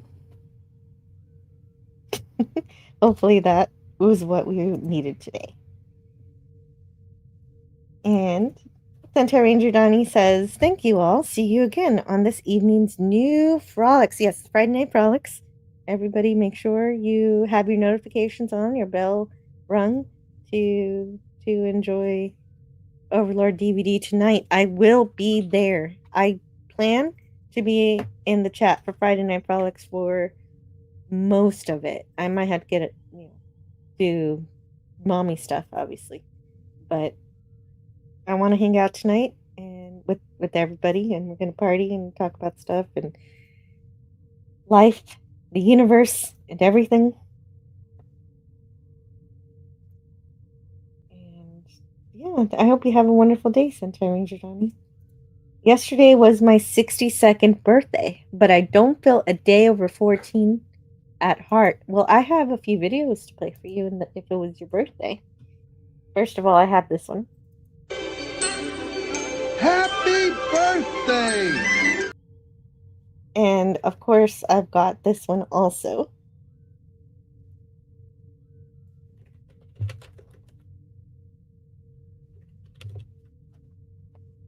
Except, of course, happy birthday.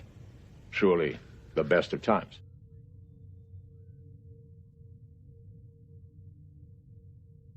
And just for fun, we'll do this one also. You are great. I am great.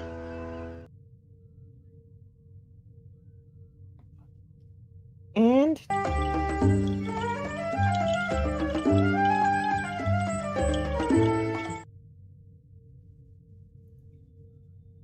happy birthday, Herc130. Which Darius also says. Was that Frosty? I love Frosty. Yeah, Frosty the Snowman. I've got to one day review several of those Christmas classics at some point. Although this Christmas is going to be extra special and it won't involve Frosty, unfortunately. Well, we can bring them up anytime we like. I wonder if there were any chats I missed about other things. I truly hope you've saved, because I think the Enterprise is about to go. I really could have died there. I am really bad at combat, Greek letters Larson, but I think between now and next time, I'm going to make it a point to practice my combat skills, which is easy to do. All I have to do is play a completely different save, not the save that I currently have, and just fight pirates all over the galaxy until I get good at it. So I'll be doing that off screen. I'm pretty sure I did say hi to Christian Fandom Geek, and glad everybody is here to hang out. Is there anything that's on anybody's minds here? Today is September the 12th. I don't know. Anything going on? Let's see if there's anything going on. Oh yeah, Vulcan Fury. Well, now I want to hear all the assets of this game that were created, especially since it's a DC Fontana script, co-written by John Meredith Lucas. It seems a crime that we're not allowed to see the script, at least. And if the cast of the original series already used their voices, like Scotty said, we could make a cartoon of this thing. But I guess that's not to be at this particular juncture. I wonder who owns it and who has the ability to make that happen. Maybe if I just ask them. Maybe no one ever asked them. Sometimes that happens. It didn't happen because you didn't ask.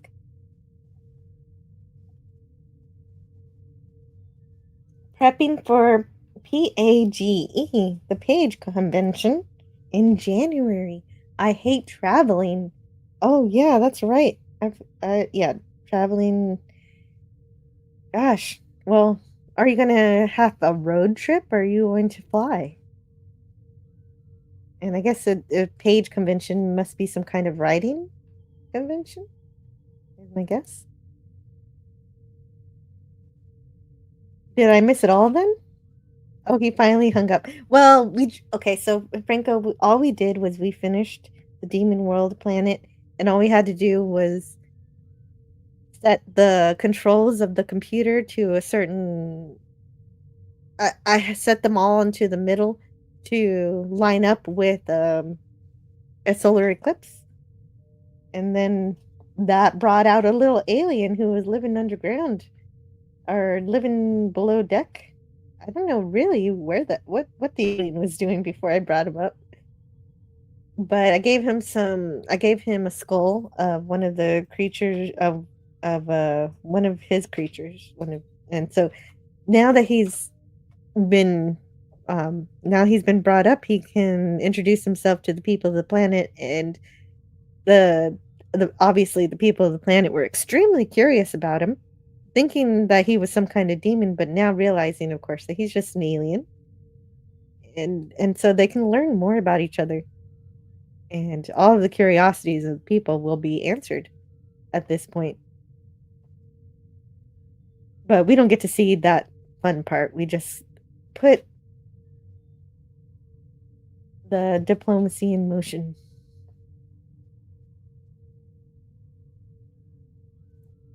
I want to write a radio novella for Scotty to act out all the voices so bad. It would be awesome to hear him act them out. Wow. That means a lot. I'm sure, yeah, that would be incredible. I'd love to see that too. I'll rewatch later. Yeah, sure. No, it was really cute. I really like the alien. Obviously, since we're in a video game, the alien looks more alien than normal. It wasn't just a human with a funny costume. We got a actual alien-looking alien. Eclectic Goat says Philadelphia Area Game Expo. Oh, it's a gaming convention. Okay.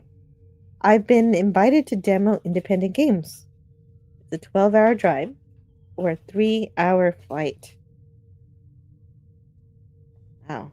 Yeah, that would be a lot of driving. I like flying just to save a little time.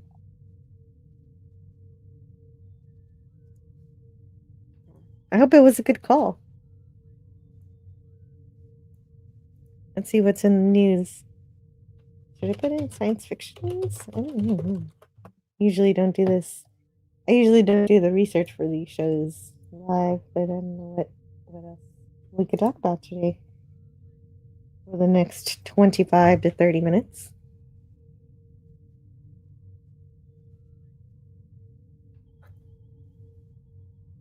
And apparently, like Donnie was saying earlier, it's video game day, which I didn't even know about.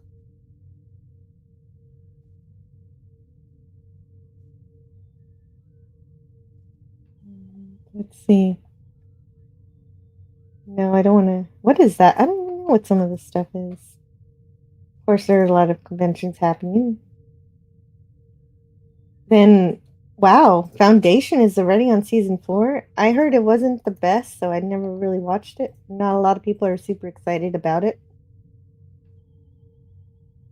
Like they are for All Mankind, which is what I'm waiting for. Oh, we get a little Enterprise here. I'm still waiting for All Mankind season 5. I thought it was going to come out this year, but it might be next year. Since I think they're making the other one, Star City. I think Ronald D. Moore is giving Star City the priority of production here because he wants to release the spin-off, which would be the Russian side to the story, the For All Mankind story.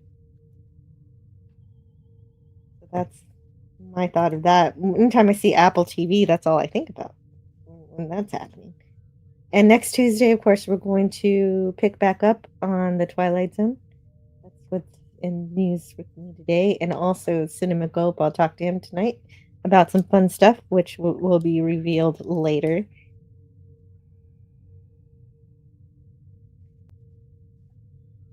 No, it says, let's see. What? Oh. Okay, apparently Apple is working with Google to try to create an actual universal translator. Has the technology developed since Google Translator? Because Google Translator isn't exactly the best. Let's see what this is going on.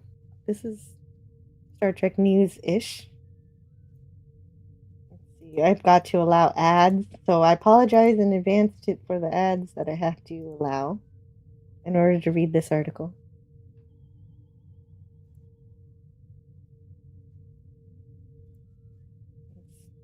Oh yeah, I'm already sharing screen, so look. Ugh, close that. Ads. I already regret my decisions. Sometimes if you make things really big, you can pop the ads away. And so, okay, so they're using AI. Obviously, that makes sense. Apple's gonna have the translator on their AirPod Pro 3.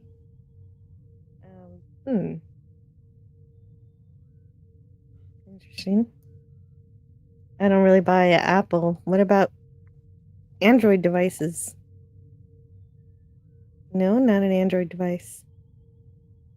For decades, shows like Star Trek and novels like The Hitchhiker's Guide to the Galaxy have showcased fictional universal translators capable of seamlessly converting any language into English and vice versa. Well, Star Trek actually has the device, the universal translator device. In Hitchhikers, it's a little you stick something in your ear. Yeah, those things you stick in your ear, then those let you hear other people speaking their language. So the article continues, now those gadgets, once limited to works of science fiction, are inching closer to reality. So it's apparently to do with the iPhone. It showed an English-speaking tourist buying flowers in an unnamed Spanish-speaking country. The florist addressed the tourist in Spanish, but what the tourist heard was in clear, coherent English. Oh, but at the same time that the clerk was speaking, so they're speaking another language, but the tourist is only hearing the English. Interesting. Well, but we really won't know how good this is until it's in the hands of actual consumers who can give actual consumer reports, because of course the company creating it will say it's amazing. So you can't trust that. You've got to actually hear from people who are using it. $250 earbuds? What? I don't understand. Okay. I guess if it's a universal translator. And when two people are speaking to each other wearing the AirPods, the conversation can be translated both ways simultaneously. And it looks like two people talking to each other in different languages. All right. But Google's doing it too. During a phone call. So that's in the works. Ray-Ban too. What?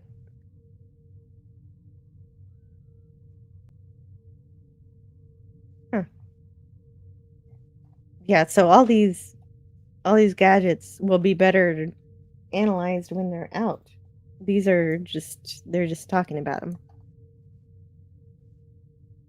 But this is pretty fun. Why not? It'll be good to be able to understand each other.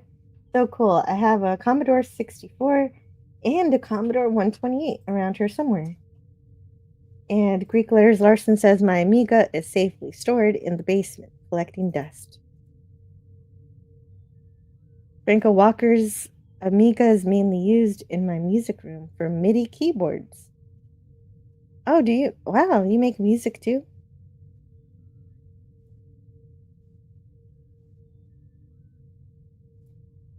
Franco Walker says I must install Star Trek 25th on my Amiga at some point and give it a go.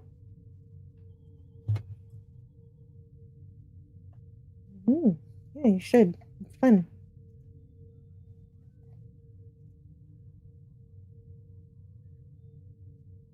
Oh, I closed the other screen.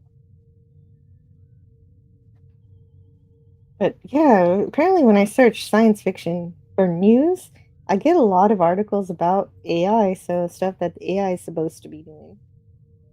Although nothing that's actually released. So it's all about what they want to do, which is good. It's, the only way to make things is to conceive of the idea and start testing. So there's yet another Apple TV science fiction series. Apple TV is really on top of its game making sci-fi, whether it's good or not.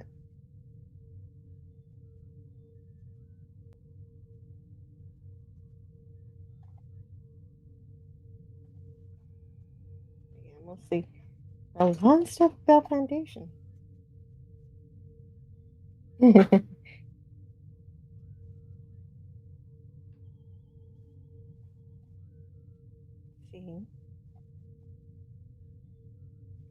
Sci-fi and fantasy at the Emmys and what got nominated? I don't know that I care that much about the Emmys. And if I don't care about the Emmys, I shouldn't read an article just because it's exactly what I should read. I guess maybe let's see who got nominated. Wait a minute. That's 2025? The Boys, Handmaid's Tale, Arcane, Love, Death, and Robots. I heard Love, Death, and Robots is good. House of the Dragons? That's fantasy. Interview with a Vampire, also fantasy. Death and Robots. I feel like I need to see that. I wonder if it's on my list. If it's not, I need to put it on there. Oh yeah, this is a good time to recommend stuff to me too.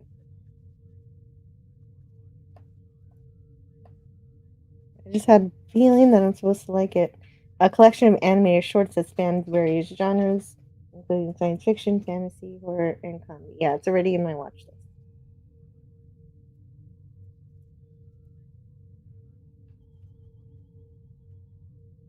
Artificial intelligence is our friend and wants what's best for us, those Greek letters. I've also got my original ZX81, ZX Spectrum 48K, and ZX Spectrum 128K plus 2, all with SD cards for storage. Wow. You got an amazing collection. Have you ever talked to Apple 2GS? You guys might have fun chatting with each other in a chat somewhere. If he's ever around. Matchy is here. Hello. Hello, Matchy. Neat old technology. Reminds me of my young computer days. Yeah, my young computer days, I was probably Windows 98. And Clippy. When did Clippy appear?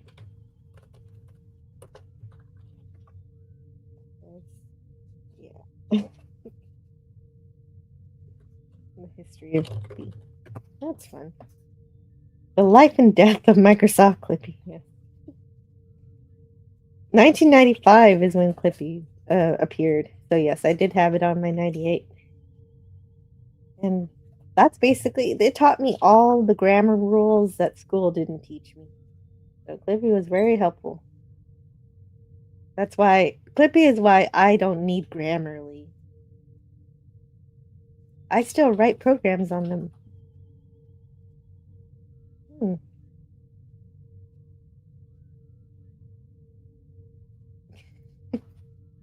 Franco Walker wants to worship the AI gods, or else. I do have a few things for that. One of my super chat videos has that.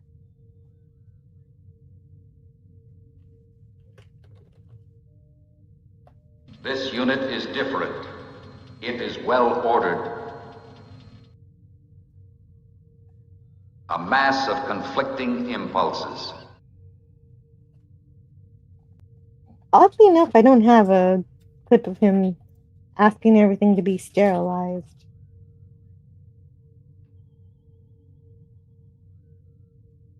But also for... Wait, what video is this? Oh, yeah, no, I know what that is.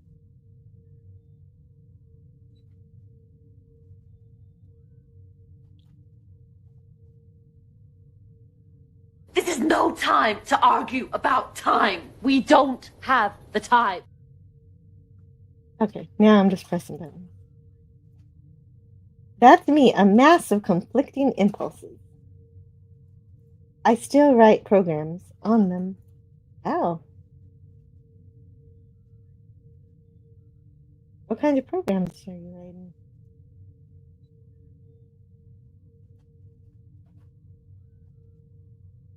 Yeah, I used Clippy, but I never used Microsoft Bob. I've watched other people use that on other videos. I just used Clippy through Microsoft Word.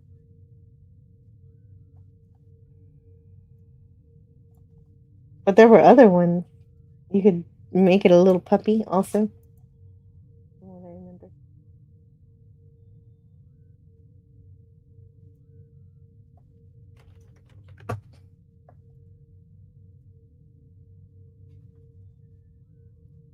Here, let's see what else is happening around here.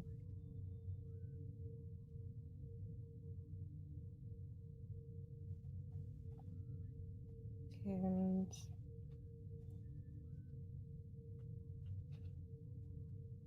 all right.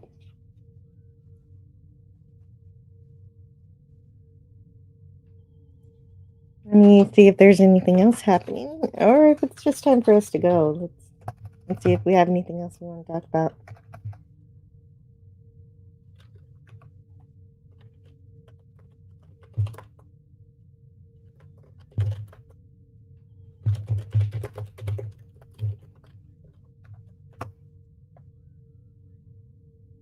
And in the meantime, I sometimes make games, but I mostly write software to help make games.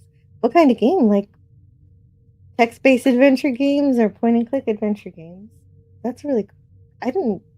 You know what? I think you have mentioned that you've made a game before, but I don't remember. Do you release the games for other people to play? Franco Walker?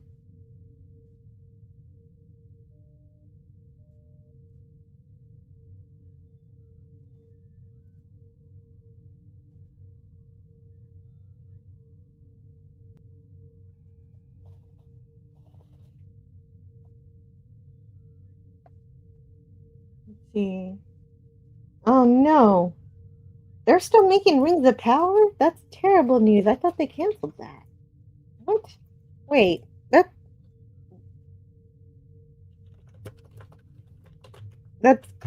got to be wrong. No, they did a 5-season commitment. No way. That's terrible. What? I thought they nixed the whole thing. How did that happen?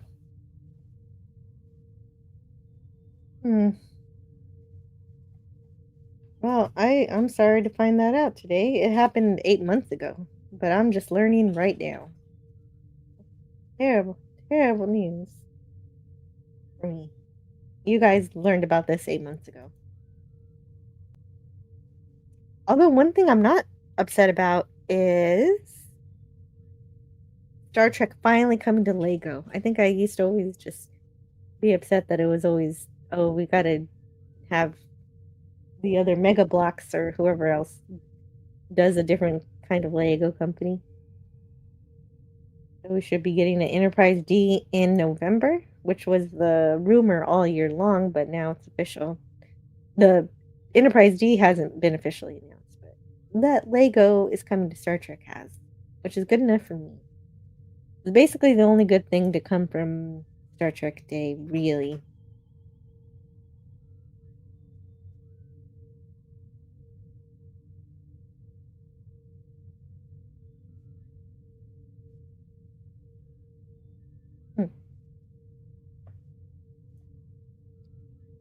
Franco Walker says there is a game for free download called Collect the Things on Animated Alex's itch site. And did you make that game? Collect the Things. That sounds like fun. I want to collect the things.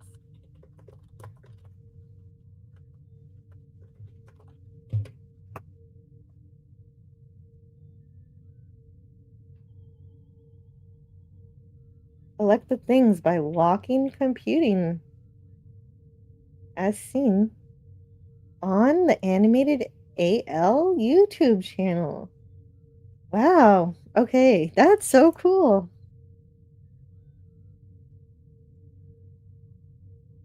Collect the Things, a game that was sent to me by viewer Franco Walker. Frank has given permission for me to share the game on my itch account, as many have requested a copy of the game.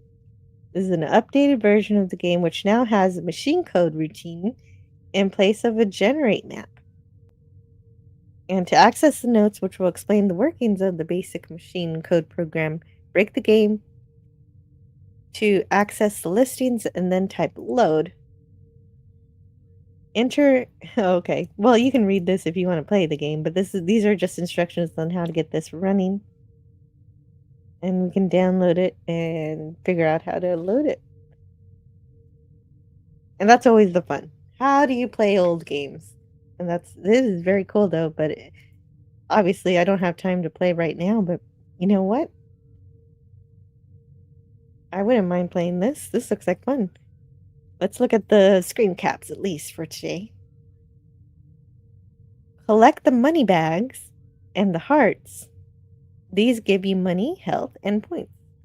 The ground nasties, that's a cute name, will hurt you, but you get points for defeating them. And so he also gives a little picture of what the ground nasties will look like and what the money bag looks like. Get to the exit, which of course looks like a checkered flag, to advance to the next level. There are 10 levels in total. Use O, P, Q, and A, or joy, to move. Press 1 for easy and 2 for normal. Oh, good. And then here's an actual picture of the gameplay, with your score and how much health you have left, how much money you've collected, what level you're on, and the location of the exit. And there, he even includes a little map here. Uh-oh, look at those nasties. Very neat.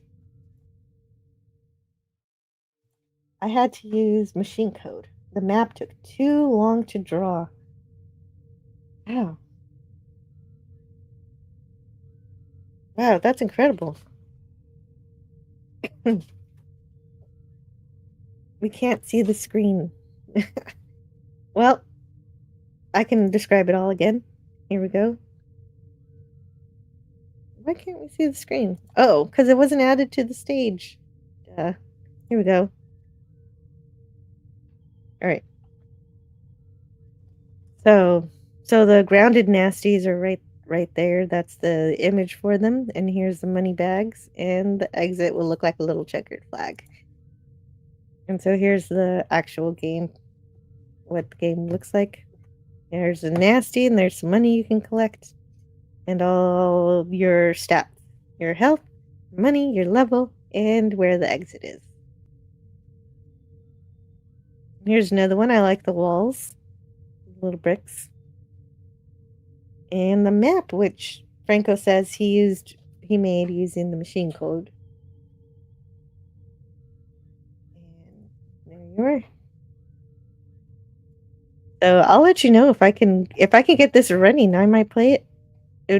May I play it on a show just for fun? Maybe I'll have a Kal-toh of collect the things. Yeah, that would be a fun one to have people just talking. Maybe it'll be good. That's on easy mode. Normal mode doesn't tell you where the exit is. Oh, I like easy mode though. That looks like fun knowing where the exit is.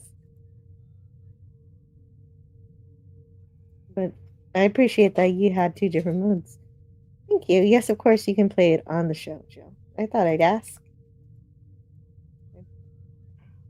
That would be great.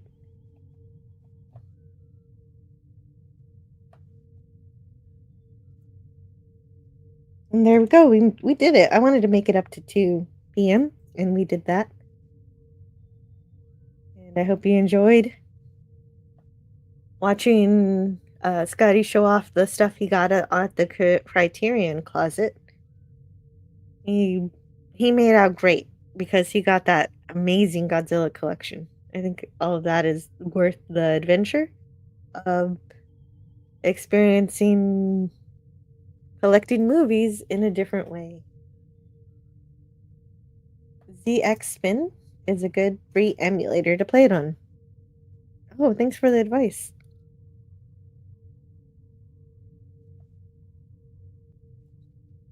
And oh, before I go, I've got to do one thing. I've got to go into I've got to go into my YouTube studio in order to send you guys over to my friend. And that is, let's see, let's find the live stream and go. I'm doing this now, obviously.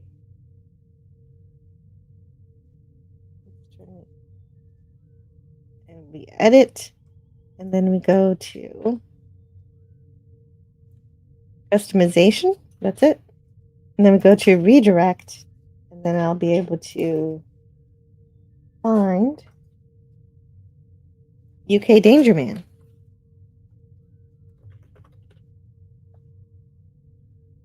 And there it is. I think that's it for today. And I save.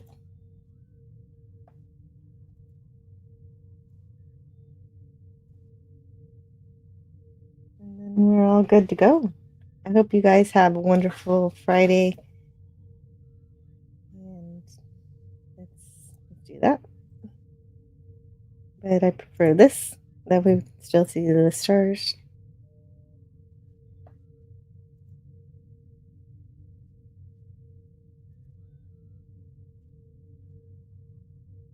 You gonna kill me now, Snake? I'm too tired.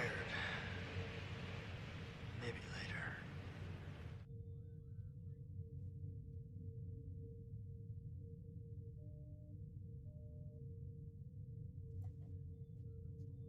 Thank you, Jill and Scotty. Yeah, guys. I hope you enjoyed seeing Scotty's Criterion adventure and then our Enterprise adventures, where we completed the episode Demon World and we started the next adventure. What was the next one called?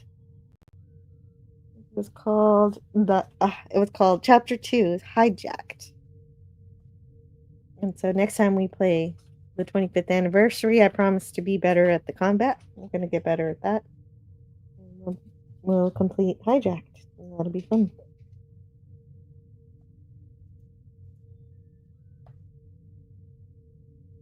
What's this?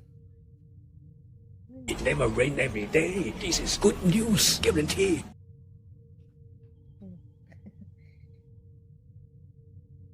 All right. I'll see you guys later. Thanks for hanging out.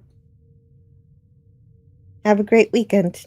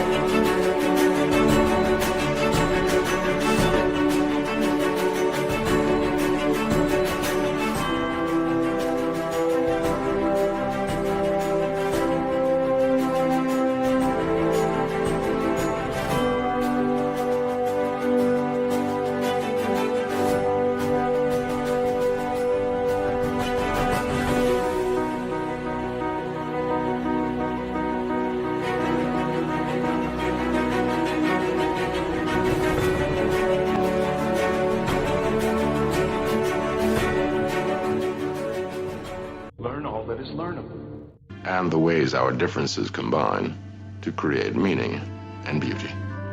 It has always been easier to destroy than to create. May we together become greater than the sum of both of us. Well, now you have something new to think about. Carry on.